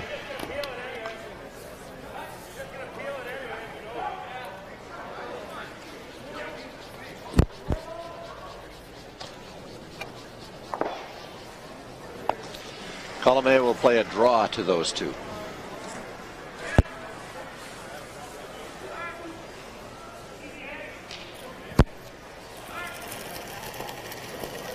There is plenty of room to get in there. Line's not bad. Yep. Hard line. Real hard. Hard. They've got to really move on this one to get it by. Hard. Right by hard. Keep going. Roll it off. Okay. Just a little bit lighter in weight, and that's all it took. Rubbed and rolled open. Yeah. Yep. My weight was perfect. Yeah, could use a bit more. I think we can. We're going to the final shot of the game between Robertson, Kelly Robertson, and Dean North of Carmen. So if I can Robertson trailing 2-1, 2-1, playing the fourth end. Last rock draw for a 3. Kelly Robertson, the reigning Canadian senior champion, leads 4-2 over Dean North of Carmen. Runs and he puts it in the crotch. A bit too, right? Yeah. I think we go. They're having a little discussion here. The button, I think, is there. Like I said, we got this wiggle if it hangs. Yeah. The best would be top 4. Yeah, we don't. They want to just sneak in there a bit here. They got to. You know, it looks like a fairly wide court, but the way the ice swings in there, you got to be very careful. You got to.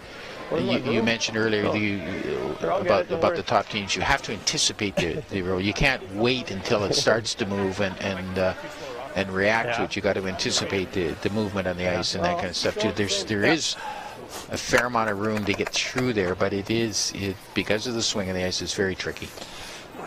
Kolomaya got a bad break as well on when he rubbed the guard or the rock biting. He moved it over 4 to 6 inches and covered up the center line and made the other side a lot more difficult. Well, so Muntain doesn't have to worry about it. Yeah, exactly. He actually eliminated the other side. Paul, let it curl. Line's getting better. Line's good. Looks like he's got a fair amount of weight on this. Quick, guys, gotta go. Quick, right up. Hard, gotta go right up. Never leave it. Right up. Freeze it. Right up. You see, there's that spot where they got the sweep call on anticipation. He got it just in time, actually. He just squeaks by. It's hard to believe. He just squeaks by that other one. So there still is room in here to do this. Yeah, close. And you can watch as it comes in here. Yeah. And this is the key one. It just squeaks by the rock in the house. Probably half to nut it. I don't really want to nut it. I'd rather do this, right? Oh, yeah. But you can be anywhere from half. Yeah. And again, Richard would say that over curled it. Well, exactly. Yeah. Well, here's an interesting shot here. Now, what they're trying is a raise back into the pocket here. He can actually, there's a little bit of room for error in here too, because he just it's into the pocket here. He can clear. Actually, he can get a 3 here with a remarkable shot here. He can clear all 3 of the yellows, and these little biters. All of a sudden, get himself a 3. So, being in tremendous trouble, all of a sudden he's got a chance to possibly bail himself out here. But he's got to drive it into that group. Yeah, exactly. Otherwise, he's in a lot of trouble. Gotta go hard. I think he's cutting too much. Ooh, really bad shot. He has over-curled, leaving Richard Muntain the draw to the full 8-foot circle. See, watch this. He had to get on the outside of that rock, and that's a terrible result for them, obviously.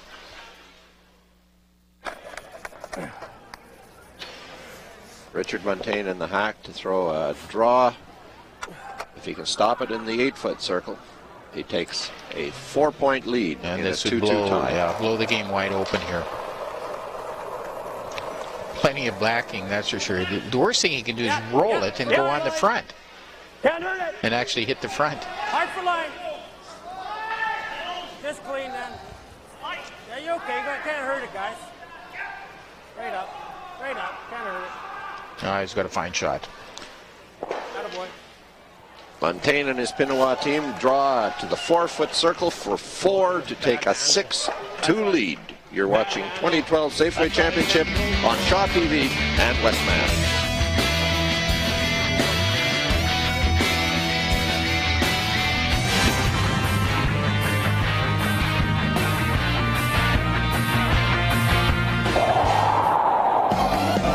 Come on, Goldie, really put your hips into it.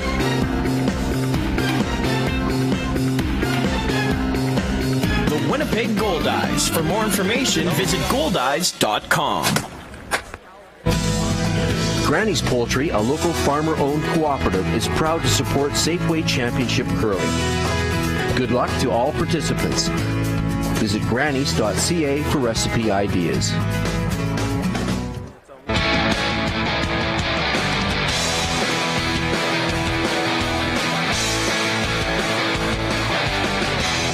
Geldwin Windows and Doors. Reliability for real life. Even if you don't have insurance, your dentist can help you get the dental care you need. Your dentist can help you assess the benefits of treatment and the consequences of avoiding it before any decisions are made, whether you're insured or not.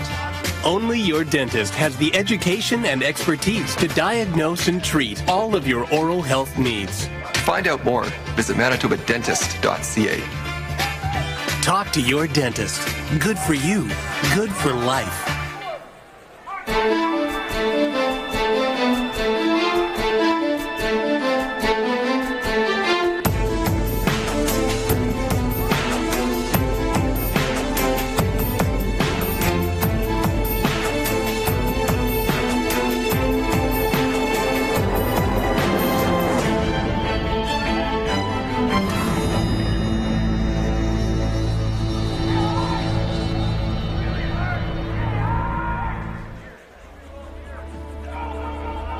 Nature, made from natural ingredients, exclusively at Safeway, a proud sponsor of the Safeway Championship. Visit safewaychampionship.ca for more information. We're back at the Safeway Championship. This end brought to you by Geldwin Windows and Doors. Reliability for real life. Well, that was a disaster for the Kolomaya team. Just not getting out to the broom properly. Just the last couple of rocks, not good. And all of a sudden, you can just see on ice conditions like this, a big end can be built up, and all of a sudden it just explodes on you. And it'll be interesting to see how both teams react to this.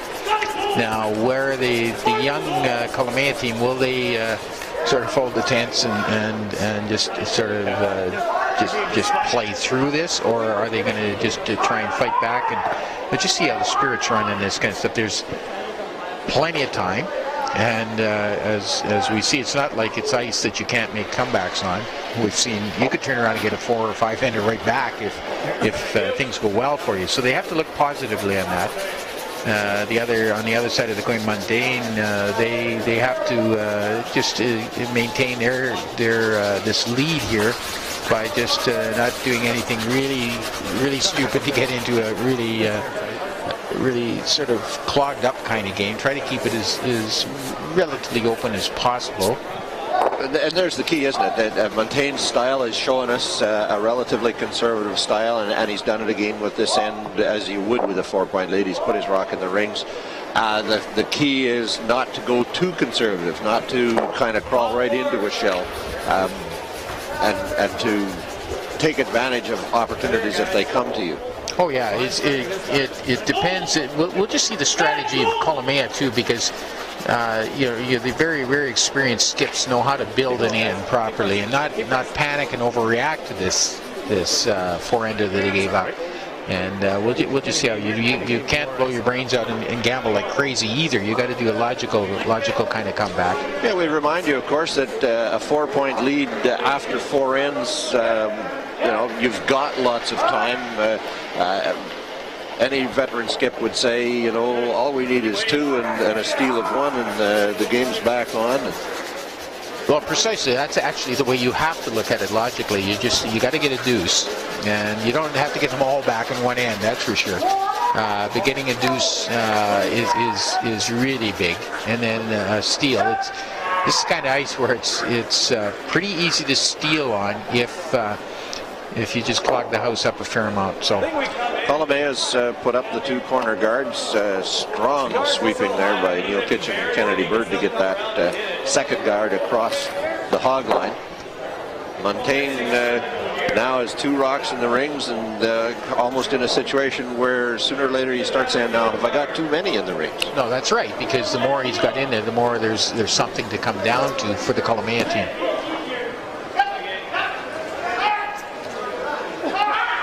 I agree with this shot. You don't need to get fancy here. Get rid of some of these guards right off the bat and play and get everything into the house. Make life a little easier for you.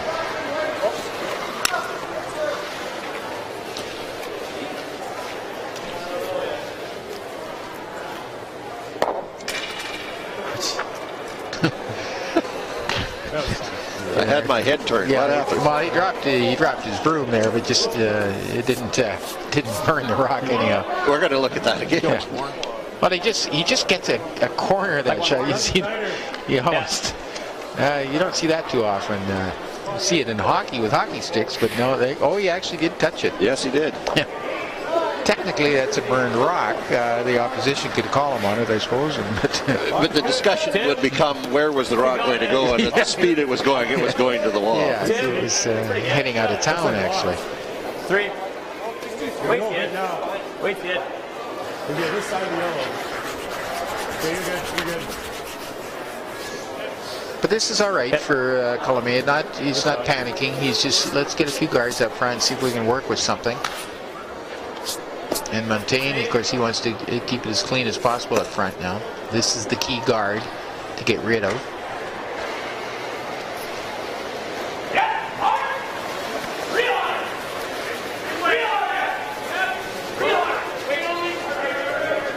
Well, he looks like he's going to stick around. Well, this is what Kolomaya wants. He wants something to work with, and that's exactly right.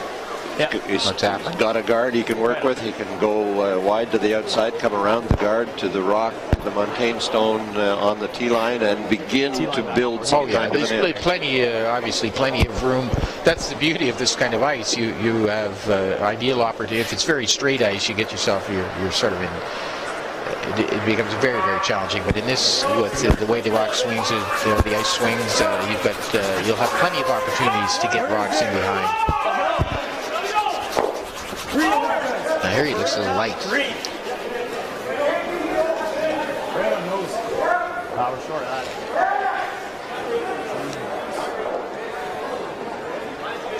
Just never got out to it properly, and the weight obviously was not good. The only thing I can say is better than throwing it through. In this situation, down 4, there's no great downside to having another guard. No, that's true. They can certainly use it.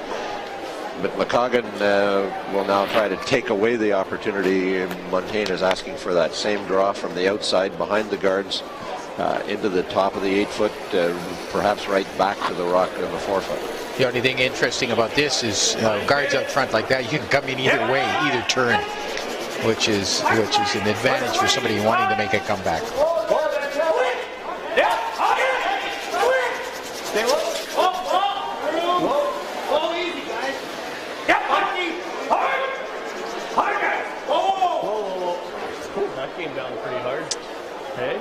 Came down hard, overcurled more than they expected. Well, that's right, and it's a little more weight, and it comes out the other side again. So it still leaves room to come down to that rock in the 4-foot, which is amazing.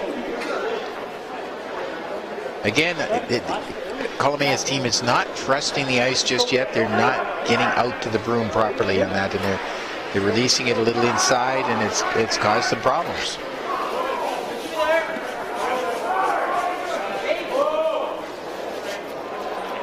further out on this one now. And he may have upped his weight a little bit.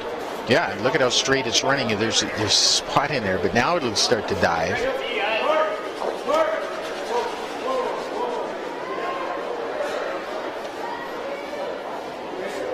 It's like falling off a cliff almost the way it comes in there near the end. He did get out nicely on that, maybe just a touch outside, and it took the longest time. It got to the hog line. It was still a long way out. Well, Don put the stopwatch on that one, and I'll admit that my aging thumb may not be as adept as it once was on such things, but I timed that draw of Neil Kitchens at 24.6, so the speed of the rock is the same as it was at the start of the game. Incredibly consistent, isn't it? It's very, very impressive.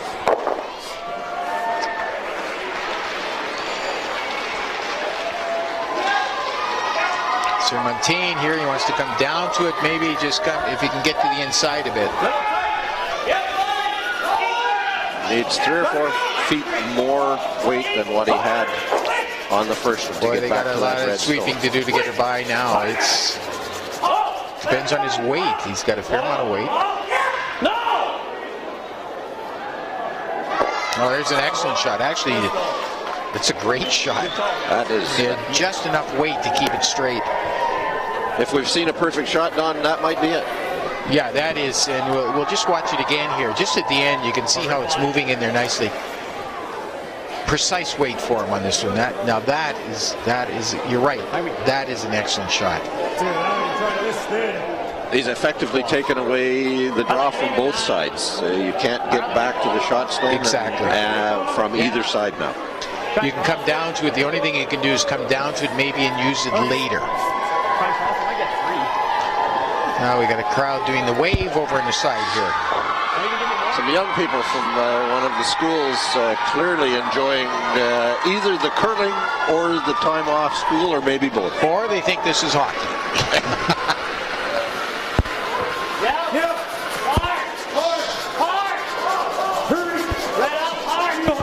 This is an interesting shot here.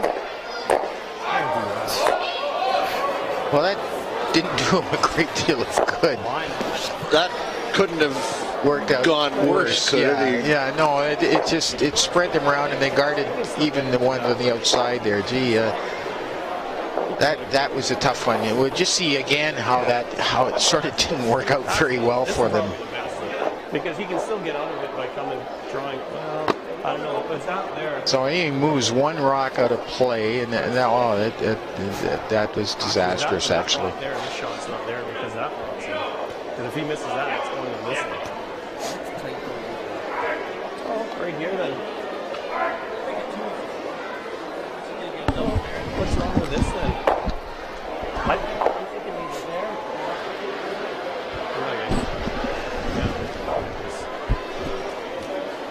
Well, they want to clog it up a bit. He's just discussing where to put it, and maybe just coming towards the center line there and top 12 or along there. Yeah, I think he wants to get maybe bite the 8-foot. I think he recognizes there's the possibility that Kolomaya would try to spring off that one on the right-hand side. On the right-hand side. So if he can kind of get in the way of that as well as true.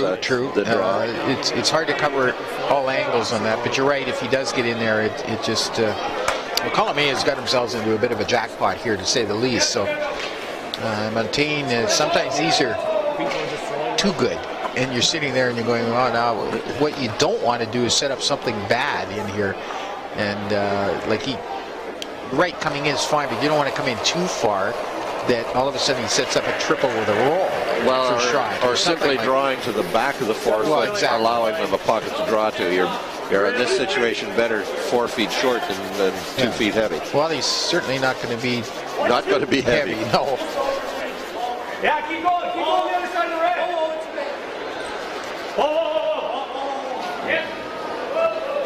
Yeah, not what he exactly wanted in there. But I think what you had mentioned earlier, there is that chance of coming off the one on the right and springing it across here. That's about all he's got. Well, he's got to, in order to score even, he's got to eventually get rid of those rocks, because with the way this ice is curling, he's going to have trouble drawing to the button. Oh, absolutely. Oh, yeah. No, you're right. I don't know how he could even doing it now. It swings in there so much. Well, we really got to get one here. So they're looking at playing the front here. Play this. Next one, this one.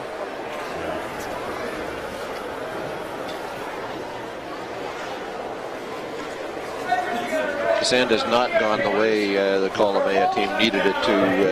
They needed it to be clean, simple, even if they scored one or blanked, to kind of get back on track, but it's really gone haywire. Well, he's looking at a raise the one on the the one on the left there, straight back into the two sitting in the 8-foot or in the 4-foot. Pardon me. This is a tough angle. And I don't think he's throwing with a great deal of confidence, too, because in the last end, things didn't work out very well because he got inside on shots. So this is a tough one for him.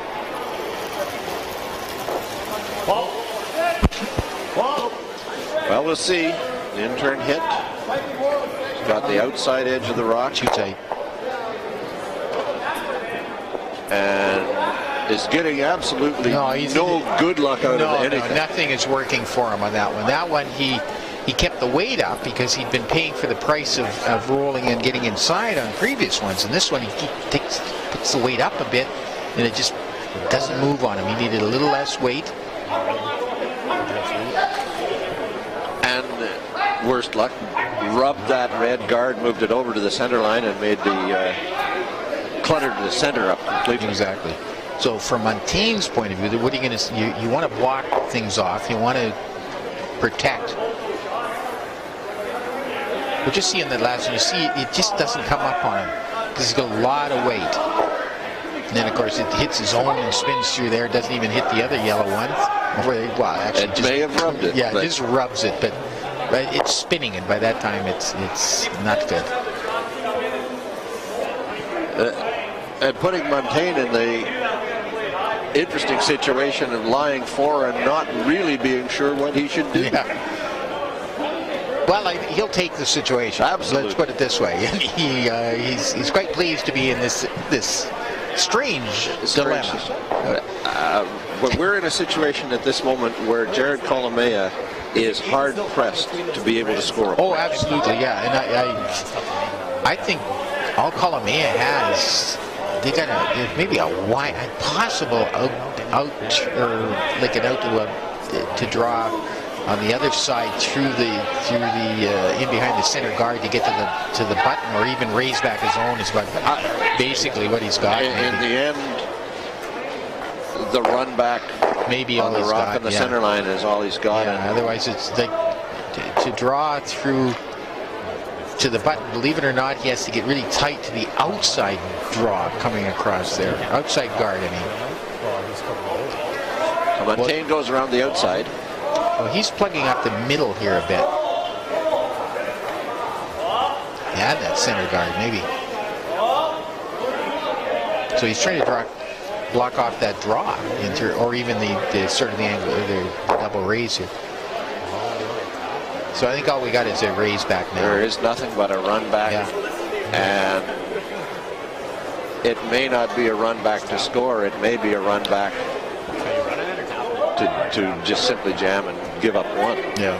Well, he's actually, the question is third just asked me, is it a run back to tap, a run back draw, or a run back to hit? Either one is extremely difficult. Boy, that run back draw, this is tough. I'm not, you see the run back, a run back hit, Resby, I think you're right, you'd spill off that jam and you'd give up and if you hit it wrong, you give up more than one. You give up a 3.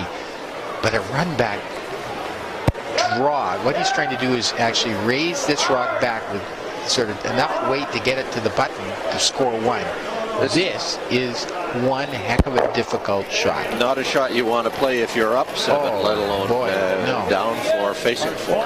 This is an extremely difficult shot because the way you got to be able to let it cut. very close. Boy, He's got the nose of it, but he's going to come. Break. Jesus. But that was a great try. It was a wonderful try. He had the weight. Ends up giving up a pair. So the score goes to 8-2 at the fifth end break. The break will include some conversation with the two skips. I'm sure Richard Muntain will be a lot happier in those conversations than Jared Kolomaya. The Kolomaya team needs to take advantage of the break now to say, okay guys, we are down 6 points. We got to come out now, and where before I said score 2, steal 1, they may have to come out guns blazing now. Yeah, you're absolutely right. It's quite a challenge for him to try and make a comeback on this. So we'll have to get the skips in position to talk with Mitch. The game started out, Don, pretty conservatively on Richard Muntain's part, but I guess he knew what he was doing. That's right. Both teams had a little difficulty reading the ice and judging the swing on the ice, and that there were a few key shots missed here and there, but after the first few ends there we had a tie ball game, we had 2-2, and then all of a sudden it just exploded on Kolomaya with these back-to-back ends like this. The only thing we can say about these kind of things is that there's lots of opportunities on ice like this. Okay, we're going to go down to Mitch Clinton with Richard Muntain. All right, thanks, guys. Down here, as you said, with Richard Muntain. And Richard, things seem to be going your way out there. Coming into the second half of the game, being up 8-2, does the defensive side of things kind of kick in for you guys now? Yeah, you kind of have to. It's kind of out of our elements, too, because we like to junk it up all the time. So, but yeah, we're going to try to peel the guards, hopefully don't jam any, and see how it goes.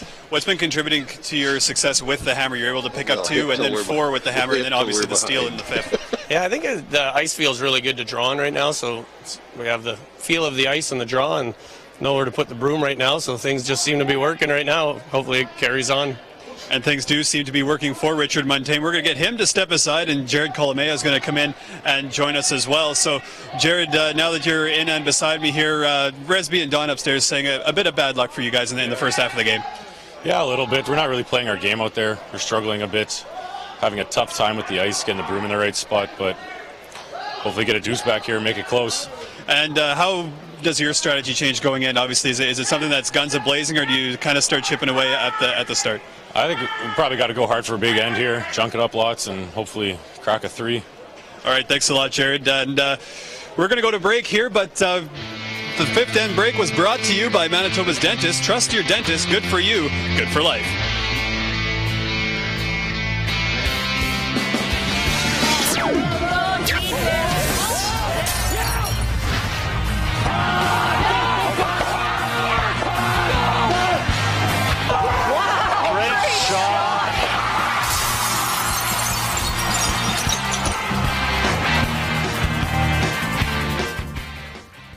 Congratulations, Johnny! You've just won your first curling trophy by playing in the easiest bonspiel in the province. Okay, it wasn't that easy. He practiced hard. He went on a road trip with the boys to a small town he'd never heard of. He enjoyed a beverage with some new friends, where he won a toaster off the raffle table. Yes, Johnny the Hammer has had quite a year, and it all started with a click.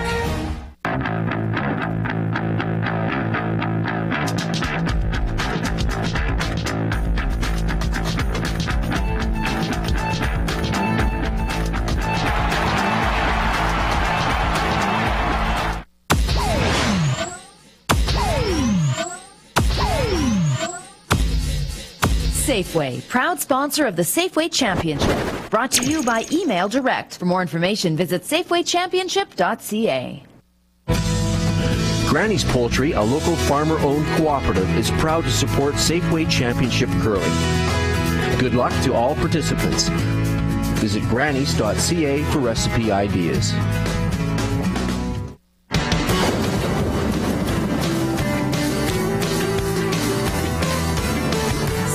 Championship Curling on Shaw has been generously sponsored in part by Manitoba canola growers.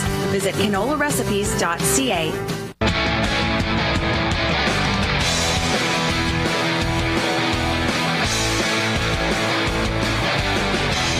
Geldwen Windows and Doors. Reliability for real life.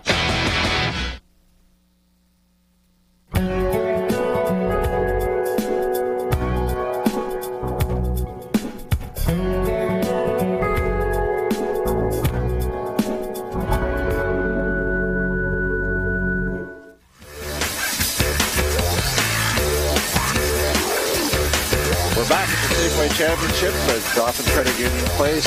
The sixth stand is brought to you by the Winnipeg Goldeyes. Season Mini and Flex Packs available at goldeyes.com.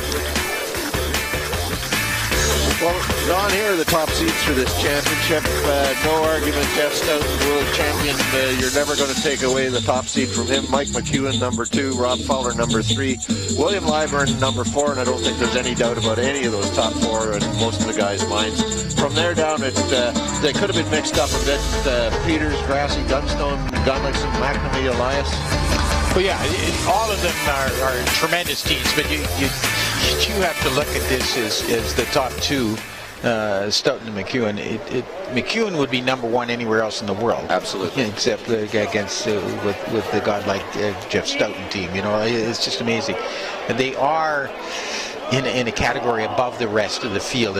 But this morning, McEwen has to draw to the button, or actually full forfeit to win against Taze, who is not even in that group by a mile. You know, so that just shows you, never ever count anybody else out. Well, Taves would have been considered by the field to be the 31st seed in the competition. Well, an absolute long shot, of course. But that's the beauty of Manitoba curling, and that's why maybe this 32 field is a perfect way of doing things. When you got a guy that's maybe 31st, 32nd, somewhere around there, capable of being considered the best team in the world.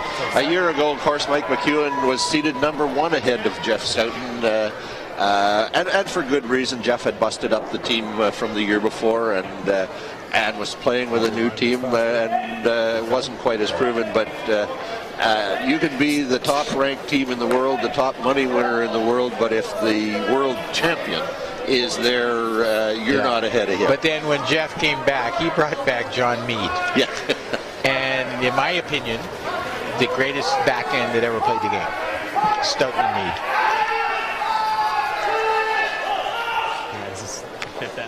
Well, this end has not started well for Kolomaya. Muntain went deep in the rings. Should have been an opportunity. Kolomaya's guard also slid into the rings, allowing the Muntain hit. Well, that's it. You almost have to start all over. He's going to have to start all over again here because they desperately needed the guard. The guards have to come in when you're down this much. So it's a really bad start. Especially inside out. But Kolomaya will ask Daniel Hunt to put up another guard. So Muntain, from here on in, should hit just as he said. Just simply peel these guards wherever they come along. He doesn't need to score any more points right now. What he'd like to be able to do is give Kolomaya 1 and have the hammer back. And hit out. Yeah.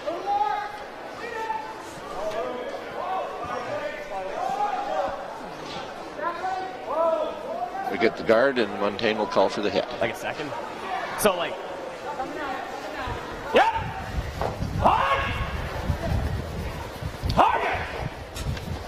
Kolomaya now needs some misses in the form of nose hits or full flashes. Oh, absolutely. Yeah, nose hits is probably the only thing he can probably hope for. It's not like crazy, right? It's just a little bit faster. Yeah.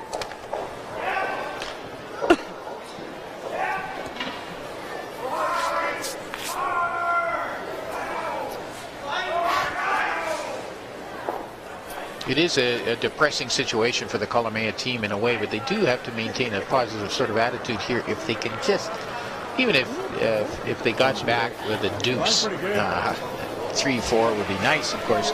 But the way things have been going for them, a deuce would be a great start. And then with the free guard zone, you got decent chances of stealing. We're at the stage, not quite yet, but in an end or so, where the Kolomaya team is going to have to say, we got to play another game. Let's stay out here and figure this thing out. Yeah. Yeah, true. That's an excellent point, actually. Get more experience on the ice. Let's try things. Going over to Kelly Robertson and Dean North. Robertson leading by 1, playing the 6th end, and had the draw to the button for 2. Kelly Robertson leads Dean North 6-3. Robertson, as you say, the reigning senior champion, but North of golf fame. The North family are legendary golfers in this province too. It just shows you golf and curling going together, and that tremendous athletes out of the Carmen area. And Dean is the golf pro in Carmen. Yeah. And a capable curler has been here a couple of times now. Bill, the dad, I guess. Father Bill. Yeah, a heck of a golfer. The Norths have always been legendary golfers. And a guy that you simply can't beat. At least I can't. But that's for another day. Yeah, exactly. It's another sport, another time. But anyhow, it just shows the quality of athlete in the province. Kolomaya attempting to get that guard going, the guard game, and so far it's simply not working out. And if this continues to unfold, he's in the awkward position where he's going to have to take a point. No, exactly. And, this is what Muntain wants.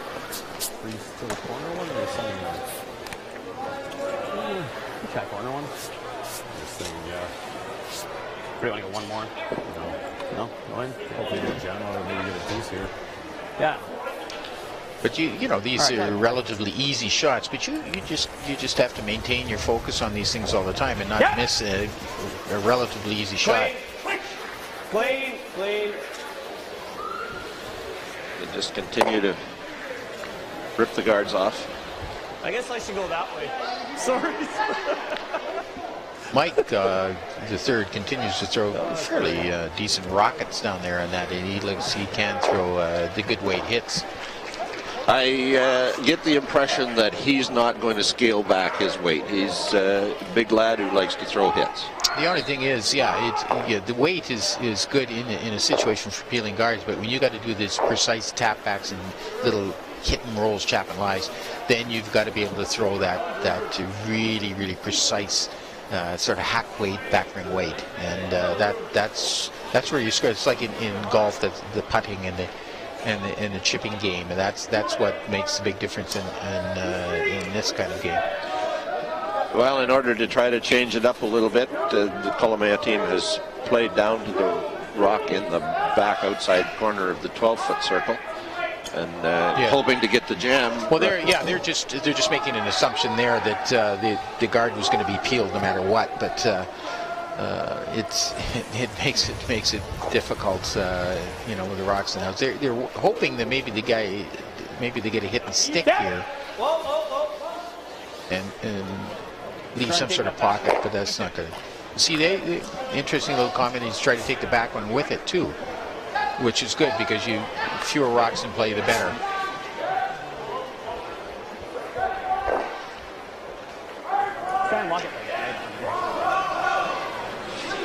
Mike McCoggan is curling at 88%. Richard Muntain at 94%.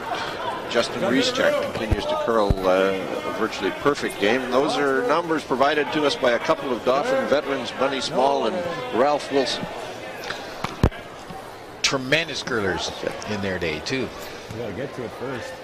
Played against them many times myself. I'm sure you did. I did. See, look at this. He just weights off a little bit on that one too. You want to make sure you get to the rock try for the freeze, but a little too much weight. But you can see in the percentages there, the difference between the two backends tells the story. Yeah, we got to roll up. Kolomaya and Kitching at 63 and 65%. Of course, they've been in a situation where they're playing against in very difficult situations, very difficult shots, so percentages are going to be low. Well, the wheels came off on the fourth end there, really, when he had a really good chance of bailing himself out there with a shot. Missing one, it was a raise back into the bunch in the 4-foot. Missing that was the key shot of the game.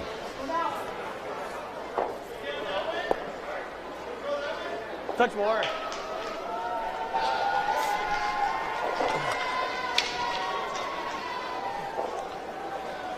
Muntain will throw the hit, remove that rock from the back of the rings.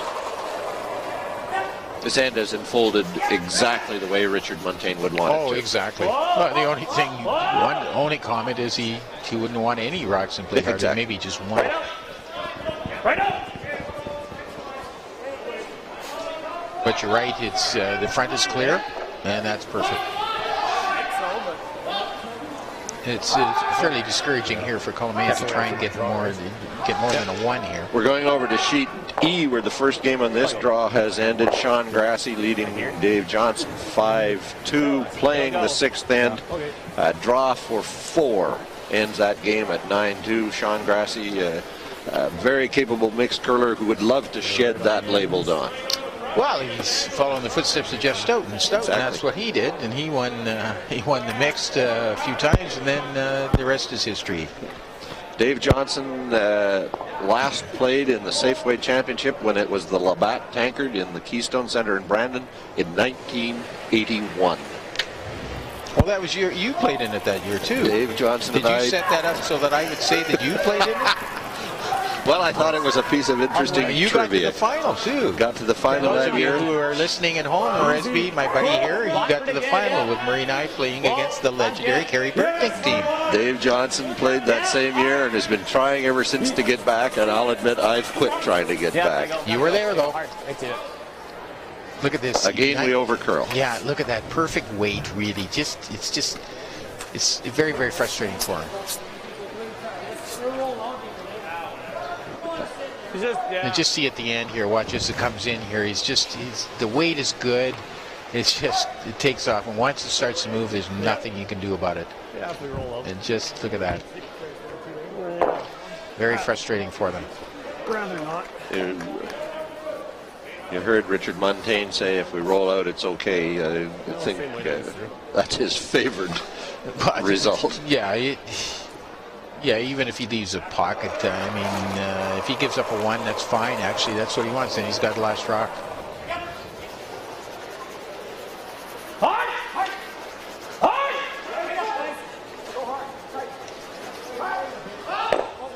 Okay, whoa.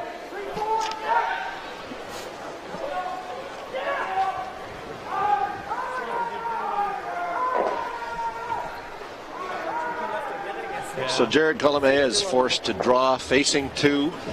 He trails by a score of 8-2 and is in the unenviable position of needing to take the single point, go to the 7th end, down 8-3 without the hammer. Yeah, he obviously wanted at least a deuce in here. You have to give up the hammer here. Well, mind you, they got to make this shot too. Otherwise, they got to make sure they're there. Hard, guys. Real hard to see. Two young men working it. Well, they're going to have to Kennedy do well Bird, together Daniel there. Hunt. So he's pretty tight. Full force. I don't think so. Real hard, guys. Go. Hard, guys. No. Gives up a steal of 1 more. Richard Muntain leads Jared Kolomaya 9-2 after 6 ends. You're watching the 2012 Safeway Championship on Shaw TV and Westman.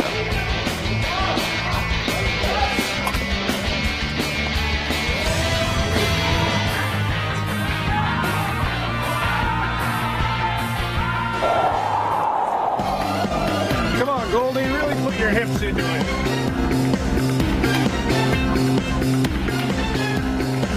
The Winnipeg Gold Eyes. For more information, visit goldeyes.com.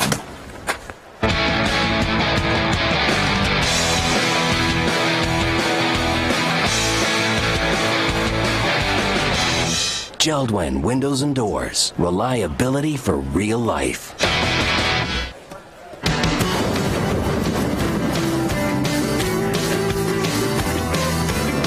Safeway Championship Curling on Shaw has been generously sponsored in part by Manitoba canola growers.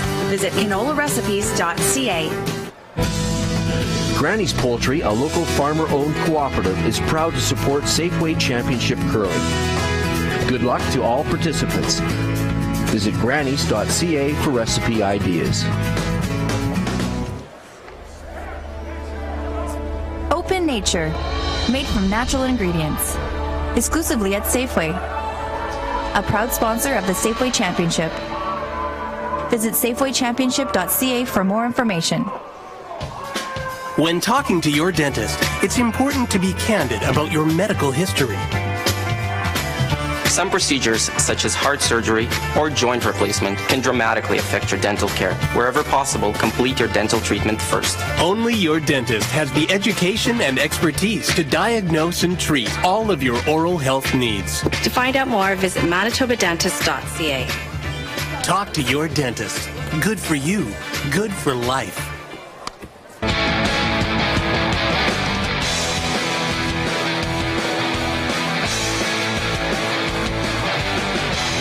Geldwen Windows and Doors. Reliability for real life. We're back at the Safeway Championship in Dauphin, where we're about to play the 7th end. This end is brought to you by Manitoba's Dentists. Trust your dentist. Good for you, good for life. Well, Richard Muntain leads Jared Kolomaya 9-2. Not the way Jared Kolomaya envisioned this game going when he crawled out of bed this morning. And at this stage, Don, I think probably he's got to use the next 2 or 3 ends to try to maybe figure some things out, see if what they're doing wrong, if it's release, if it's just not quite reading the ice, if it's not trusting the ice, but they need to use the next couple of ends to prepare themselves for tomorrow. I totally agree with you. That's a very good point, and I think most people wouldn't sort of look at it that way, but I totally agree with you. It's a chance to, hey, let's see if we can score some points, even if we're not going to win the game. Let's look at testing ourselves on this ice a bit. Interesting with Muntain, I don't know why he even bothered to put the rock in the house at all. I think I'd just throw it through. Although that sort of mocks the opposition to a certain extent in that, but throw it through. You don't need anything in play now. Now he's got to take his own out, so. It's not really mocking when the opposition knows what you are going to do and they understand it. It's standard logic. True, that's it. That's the last thing he needs is this little biter at the back of the house. Now he's forced to take it out, so he should have just thrown the thing through in the first place because you're up this far. You don't want anything in play. Now he may not even make it. Look at that, he misses his own. Isn't that the ultimate humiliation? You can't even take out your own rock. We've often done it by mistake. Exactly. Yes, but when you can't even take out your own rock. And who knows when that little biter comes back in some way to bite you. Exactly. Up 7, you shouldn't be too concerned. And then Kolomaya looks at it and he goes, oh, look at that. They can't even hit their own rock out, and I'm losing 9-2. What's wrong with this picture? I love that curling sometimes. Not the same. Not the same. I know it's a little ridiculous, but we've seen big ends here. Like he's given up before. All of a sudden, if you got a 4 back here or something like that, it's not impossible. Again, sure. So although the Muntain team, they have to just say, okay, let's just a few more ends, and if they're really into it, they're just you got to maintain that focus and make sure you don't just let up at all. And that starts with Justin Rieschek removing one of the 2 guards that are in play. Earlier in the game, I think he had nosed a guard there, so he's conscious of that. So they just have to keep it going. Both teams can hardly wait till this is over. The ones that are up are going, let's just get going through this quickly, and the other ones, this is miserable. We got to regroup and try and get it over with too. 2. 5's good. Kolomaya will put the guard back, maintain a couple of guards for a little while this end in an attempt to build something in the rings, and that Muntain biter on the back of the 12-foot remains in play. Okay, that's fine.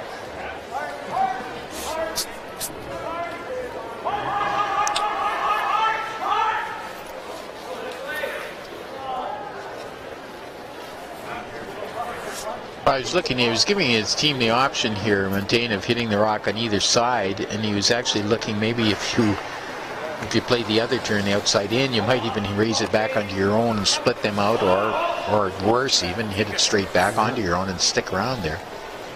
right, one good. Wonder if he was thinking, we'll play this real skinny and see if we can get the yellow one off the back of the ring. It almost came to pass. You're right. That's something you wouldn't want to call. You wouldn't call that shot. Unless it's option B. As it's coming down, you realize that there's a possibility. Kennedy Bird is throwing the second rock of this end. Replace that second to guard.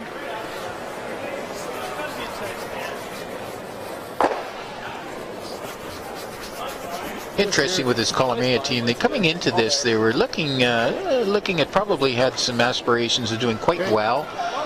Perhaps winning is not maybe not in the back of their minds, but to do well, gain some experience in that. So they're off to a really shaky start here on this. So just see how they react to it, and if obviously if the score stays the same and they end up playing again, they want to make sure that. Well, obviously they will play again, but to make sure that they come back with a better approach. They're not out. You have to you learn from this and not fold the tents and go home. They've had a decent season. They've had a very good season. So they want to show that that there's more to them than this, and they're a young team, and they have to look at. Maybe looking at a McEwen team and saying, this is what we aspire to, and go from there. And they, to do that, have to understand that there's a tremendous commitment involved, a commitment of time, of travel, of money. It's not easy to get to the place where the McEwen team has got to. Well, you're dead on in that, and that's, I think you and I have discussed this off air. It's really a challenge for curlers to try to break into that stratosphere that the Martins and the Stoutons and McEwen. Your commitment, you become a professional at this, and you have to basically put your occupation, sometimes your family, in the back burner almost, to be able to commit to that level. And it shows when you look at these guys, as Stoughton and McEwen, they're all over the world playing and that kind of stuff. And can the rest of this field do that? And you have to say to yourself, if I can't expect to get into that category. Good one. There are a few other teams around here, like Rob Fowler's team. When you get the Liburns and these guys, they're looking at trying to break into that and commit to that. Now Fowler's had the opportunity, but as a businessman in Brandon, he's got to recognize family and business at least as equal priority, and not you've just life begins to take over. Well, that's certainly a fact. The only thing is there are a few curlers out there that have the possibility that the curling is good for their business, and it helps them promote. Well, obviously, an Arnold Asham comes to mind, for instance, but Arnold's situation was that he's more of an individual, and you have to be on a team too, and that kind of thing too. So, but a lot of them are. I think Martin, was the sporting goods store, curling supplies, and that kind of stuff too. So those are the curling doesn't hurt that. An interesting shot from Kolomaya. They had the one rock on the side of the rings, and rather than go full open split of the rings, they drew to the same side, I would assume, attempting to get back against the back yellow. Yes. They sit almost dead across from each other. It wouldn't seem likely that there's a double there. No. Because my first prediction earlier in the game was dead wrong, so... No, I don't think there's a double. You would have to throw an absolute rocket down there.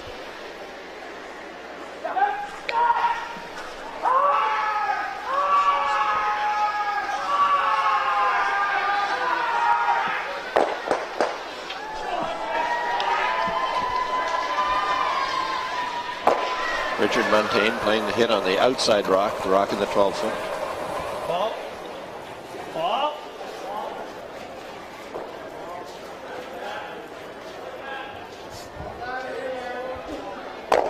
Nose hit. The way they were sitting, they really was not a double, as we said. Well, he could have hit and rolled over and moved it around a little bit. That's about all. Hey?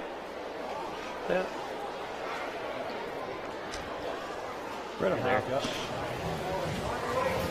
So as Neil Kitching shows you, the call now is to go to the yellow rock that Muntain just left there. It's freezing right on half.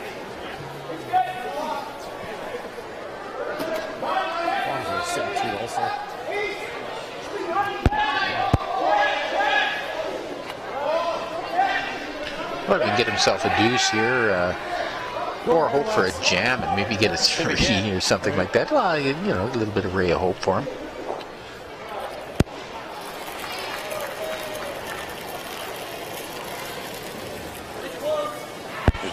At this stage, really the need to build some confidence from making some shots. And making the shot perfectly just lets you know that you can make it. Yeah, they had struggled a bit with the ice and judging the ice and then possibly the release and how you pay the big price if you're not that accurate with the delivery, etc. So this is a little better situation here for them. He didn't get the freeze that he was looking for, but certainly there's no way that Rich Muntain is going to play with that one. He'll hit the one that's open. And the only way this could go bad is if he happens to run it straight back on that biter that sat there since the first shot of the end. Which would be really ironic, wouldn't it, if that were to happen? He'd have to come across the face of that rock a fair amount to do that. And Keith Doherty is standing there thinking, I actually threw it up the center and missed it completely. Well, yeah, no, that is something he's got to be careful of. Thinking about possibly jamming it, he gets a little outside and just runs by it. So they got to make sure that he gets it at least. But more likely to cross.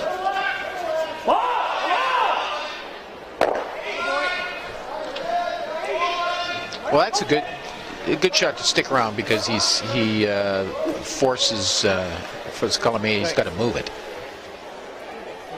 to get his deuce. It's a really important shot for Jared Kolomaya. This one right now. He's had difficulty getting that, tap back hit stick. If he stick, he gets a couple and starts to think, yes, I can. But if he happens to roll out off of this one, it's just really more downhill spiral. You're totally right on that. It's for a confidence sake for maybe not this game, but for the next game for sure. You gotta make this. And if you hit and roll out and you go, oh, this is just not my day, sort of thing. So he looks like he's got a beauty here. And you're right, that's a great shot. And he has made the shot. The Kolomaya team scores 2.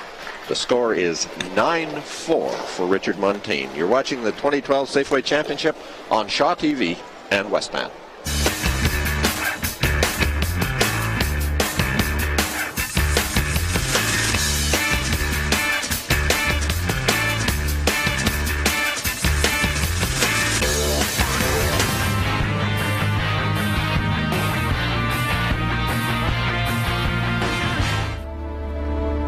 Open Nature, made from natural ingredients, exclusively at Safeway. A proud sponsor of the Safeway Championship. Visit safewaychampionship.ca for more information.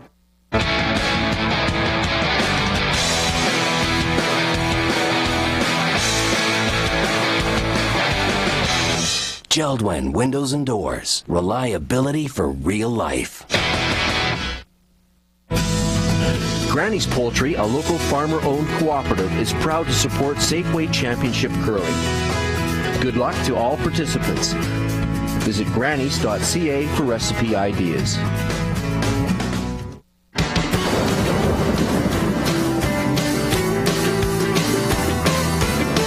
Safeway Championship Curling on Shaw has been generously sponsored in part by Manitoba canola growers. Visit canolarecipes.ca.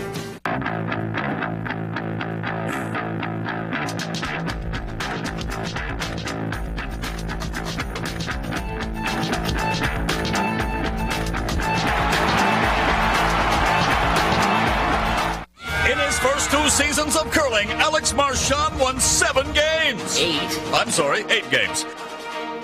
In that time, he put together a 2-game winning streak, got new uniforms, met an Olympic gold medalist, made the front page of Curling Monthly. He explained to his boss what sweeping does, and got his butt kicked by a guy with a fake hip. Yes, Alex the Hack Marchand has had quite a year, and it all started with a click.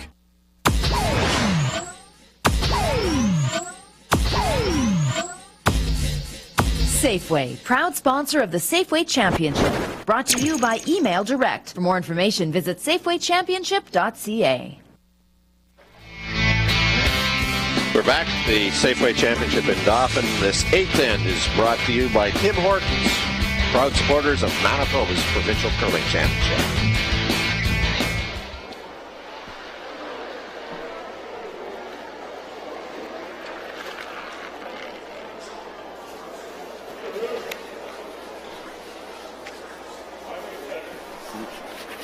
Kolomaya calls for the guard. Success now, Don, would be to steal. I don't think we're talking about, I mean, we're hoping we can get back in the game, but really success is to steal on this end. Well, that's right. Well, down 9-4, they have no choice now. They have to steal, and that's not a good start here. You got to get the rock a little further up than that kind of stuff too. So that it hasn't helped that when they wanted to rock up front, it's come close to being in the house or even in the house. So it's not worked out all that well for them.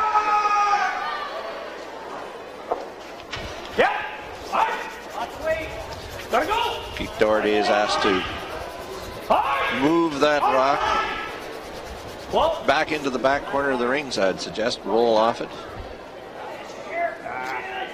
Sorry. I heard you, but I'm still anticipating a little more curve. That was an interesting, it was a good try there, and actually a good aggressive call. He actually ticks that rock and moves it off to the side. Would have been good, but they did go. They couldn't knock it out of play.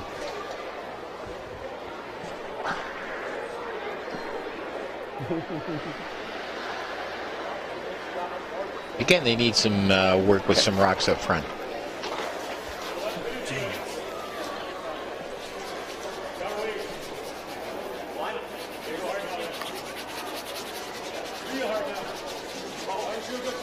No, they got to work to get it over too. Some good sweeping.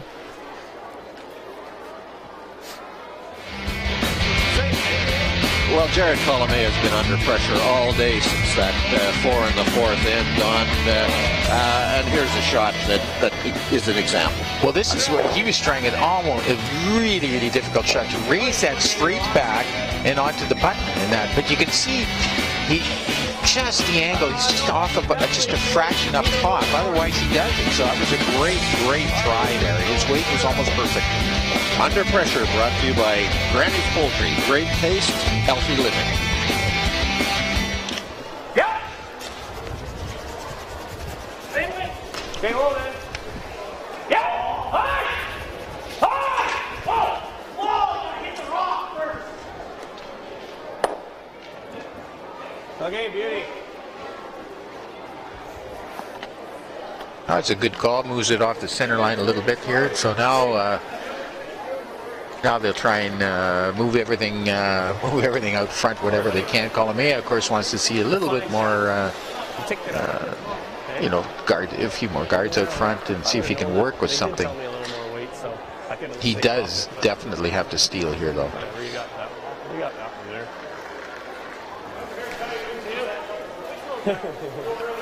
Just so you understand, my reference earlier wasn't to suggest that I thought he could steal to win, but more to suggest that simply stealing even a single point would be a success in the context of building some confidence. Oh, no, that's right.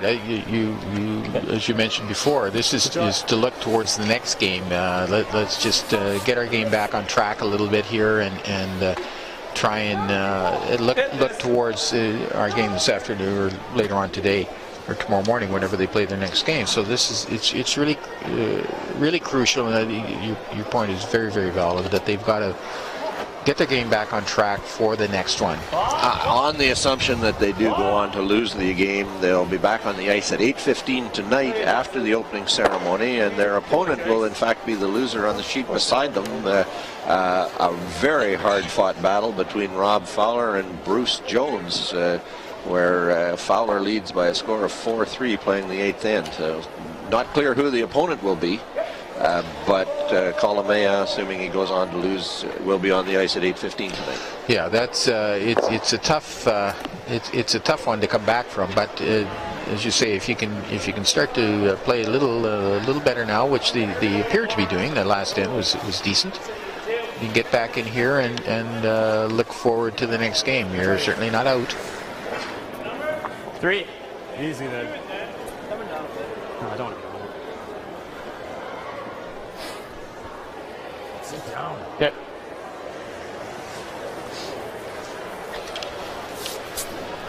That guard slides a little too deep. It leaves no double kill is automatic, Don, but it's a relatively easy because double. they're so close to each other. Yeah. Justin Racechek gets to be the guy who tries it. Good throw. Actually, the double kill would have been easier the other way. If they came to turn the other way, the way the Rocks were staggered there a little bit. If he had come in from the other side of the center line towards that, he could have made a double kill a lot easier that way. Yeah.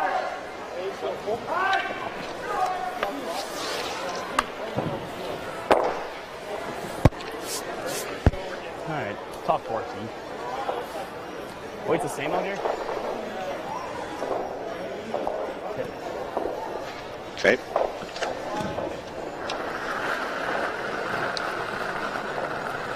Plenty of room to come in behind here, of course. Only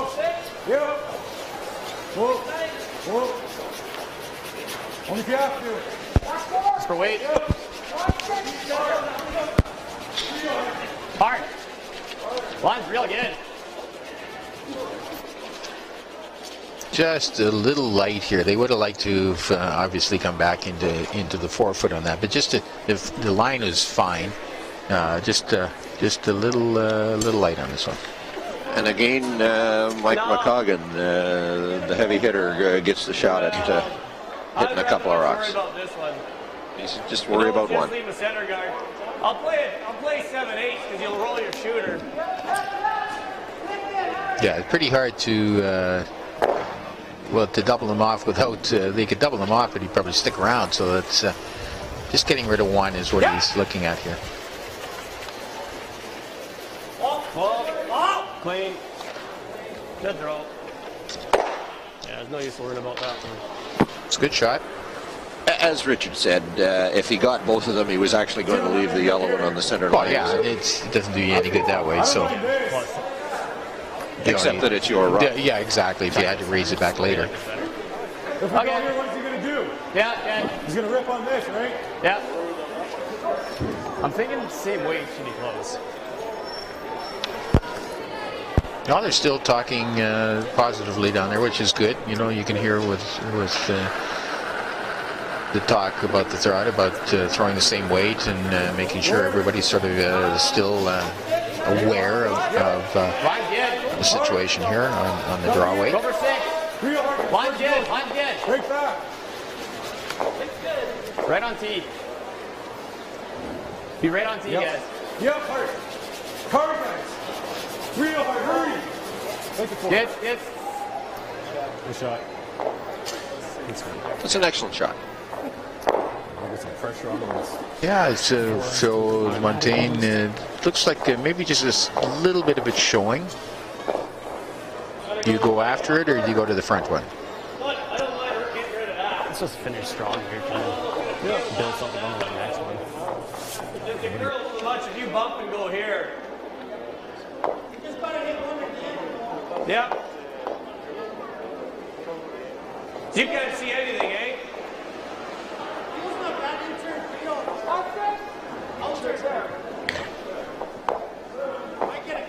I like that better, yeah. So they want to play the guard, and hopefully they can take the guard and possibly the one in the top 12 foot out at the same time by throwing the out turn like this. The way things have gone today for the Muntain team, you might expect that to happen.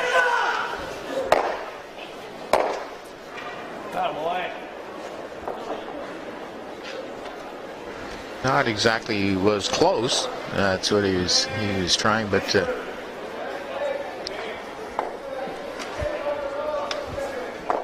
you can see the angle here. Just he needed needed to come up a little bit more on that one, maybe just a touch more, and he's probably going to spin it by the front one. Same way I went. I like going the same with you, Wags, because if we do, we roll the.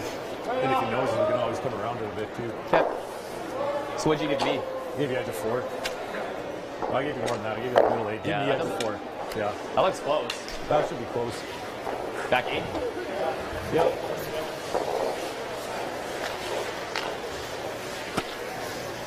He tapped it straight back right on nose. He's only going to have a straight back. So what they're trying to do here is just as he indicated to the team, and just hit it straight back, and so the shooter will be sort of guarding the back one too, and you're basically hoping for a break here. You're hoping that Muntain can double you off and that kind of stuff too. That he will actually hit it and jam it back on your own, and you can somehow get in here and steal a point or two.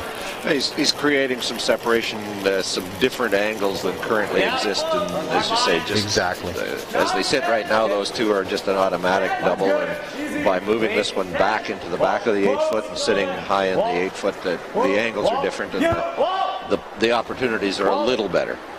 Whoa, that's fine. That's good. That's good.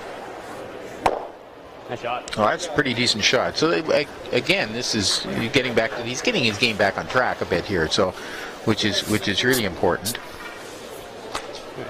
Yeah, that shot could be a very important one in a different game. The game tonight, he can say to himself, "I've made this shot on this ice." Yeah, he is getting used to the ice, albeit maybe too little, too late, but. They actually have looked pretty good in the last couple of hands, and I like their demeanor out there. They're not really upset. They're looking at positively attacking the game here, and which is all good. Yeah, I like this out.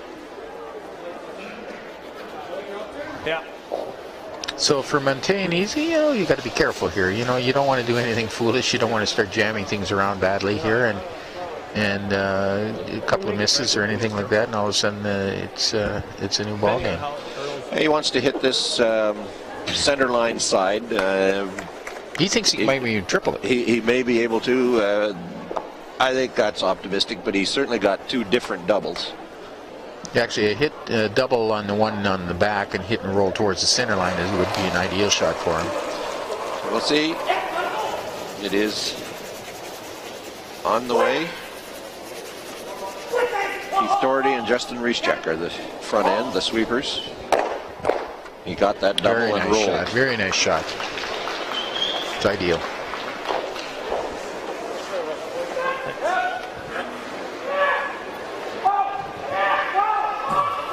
And another confidence builder for Jared Kolomaya if he can make this shot and the game stick or just get that little bit what of he wants to do, what he wants to do is hit and stick there, because if he hits and sticks right there, then Muntain cannot hit.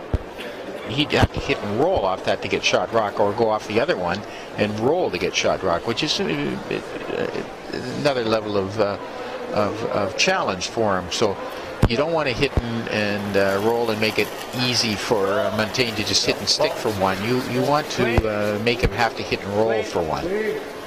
So hitting the nose here is very crucial.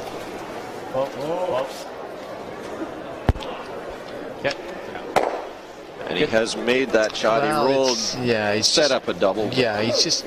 Yeah, he rolled too far on that. He didn't want to do that at all.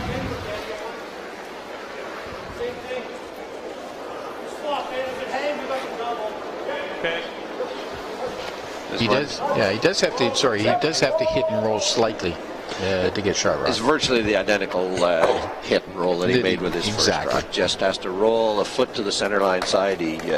ends up with a double kill if he even rolls a little bit. He could actually, it's a little risky, but he could actually play a double and roll out and blank.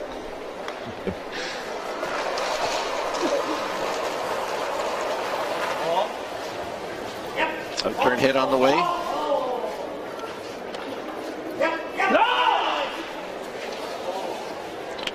And again, Excellent perfect shot. hit. Excellent the roll shot. to top of the 4-foot circle. And it is handshakes. Rich Muntain's Pinois team picks up another point. The game ends at a score of 10-4 for Muntain over Kolomaya.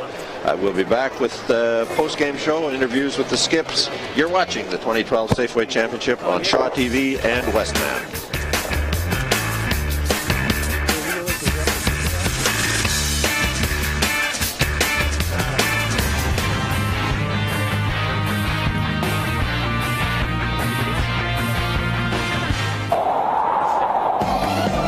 Come on, Goldie, really put your hips into it.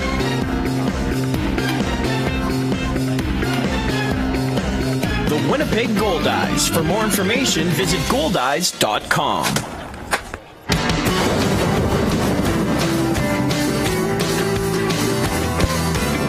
Safeway Championship Curling on Shaw has been generously sponsored in part by Manitoba canola growers. Visit canolarecipes.ca. Open Nature, made from natural ingredients. Exclusively at Safeway. A proud sponsor of the Safeway Championship. Visit safewaychampionship.ca for more information. Granny's Poultry, a local farmer-owned cooperative, is proud to support Safeway Championship Curling. Good luck to all participants. Visit grannys.ca for recipe ideas. Future kings and queens, find your way somehow in sight and mind. We will find a blessing or a curse. Waiting in the wings, and we will see. We will be the sky's splendid sand of dreams and trees. Quicksand and falling stars. Open up your eyes and find your way. Welcome back to the Dauphin Credit Union Place, the Safeway Championship post-game show brought to you by Water-Right Technologies. Proud to provide the technology for championship ice at the Scottish Tournament of Hearts and the Safeway Championship. We're going to go down to Mitch with Richard. All right, thanks a lot, guys. Here, like you said, with Richard Muntain, the winning skip today. Richard, I guess a lot of things went right for you guys. You locked it down in the second half like you said you were going to. What does this do for you guys going forward? Oh, it helps quite a bit because we had one guy hasn't played in the Safeway Championship yet, so he's a little nervous, but he played fantastic, and it'll help boost our confidence and hopefully carry on. And we have winner of Fowler and Jones, so we'll see what happens tomorrow. Exactly. And do you have a read on either of those guys? Do you kind of know what kind of game you're going to be anticipating tomorrow? Not really, but it's probably the same game we always play. Just throw everything in and try to make the big shots at the end and see how it comes out. Always a good strategy. That's Richard Muntain, the winning skip today. Back up to Resby and Don. We're back. Perfect. Thanks. Don, an interesting game. Got away on Jared Kolomaya on that fourth end, which was what we're calling our game breaker. The game breaker brought to you by McMahon & Yates, building across Manitoba. Yeah, actually, the fourth. You're right. The fourth end was the problem end for them. And this is the key shot here. Is actually what Kolomaya is trying to do is raise that rock back in, actually hit it back into the pocket, and possibly even line 3 if he hits it right. And he missed it, and all of a sudden he gets, what happens here is Muntain has a free draw for 4. But you can see with the other 3 rocks in play that if Kolomaya makes that angle raise, he could possibly turn around and steal big in that end. So that was the turning point of the game. Yeah, if Jared makes any kind of contact with some of those yellows, the game is completely different. It ended up being a 4, and you go up 6-2 after 4 ends. They give up a steal of 2 in the 5th end, which really kind of solidified it. But credit to the Kolomaya team. They hung in, and well, they didn't mount a game comeback, they mounted a personal comeback. Well, I agree with you totally. They got rattled a little bit in the mid part of the game there, and they gives up a 4, a tough one, a tough 4 when things weren't all that bad, and then they give up a deuce and then another steal. So things were, the wheels were sort of coming off a little bit. But you're right, to their credit, they calmed down and got back into the game a little bit from a personal point of view to settle themselves down for the future game. And even though they lose 10-4, not was all negative out of that, because they did show some positive reactions near the end. Richard Muntain of Pinawa defeats Jared Kolomaya of Stonewall 10-4. Resby Coots and Don Finkbeiner down to Mitch Clinton. All right, thanks a lot, guys. Once again, you heard the final score, 10-4. Thank you for joining us on Shaw and Westman Cable for all the action from the Safeway Championship today. Join us again tomorrow, same time, same place, noon, for the Water Right Central, the Water Right pregame show. And join us again, like I said, noon, and we'll be back. Thanks again for watching us on Shaw.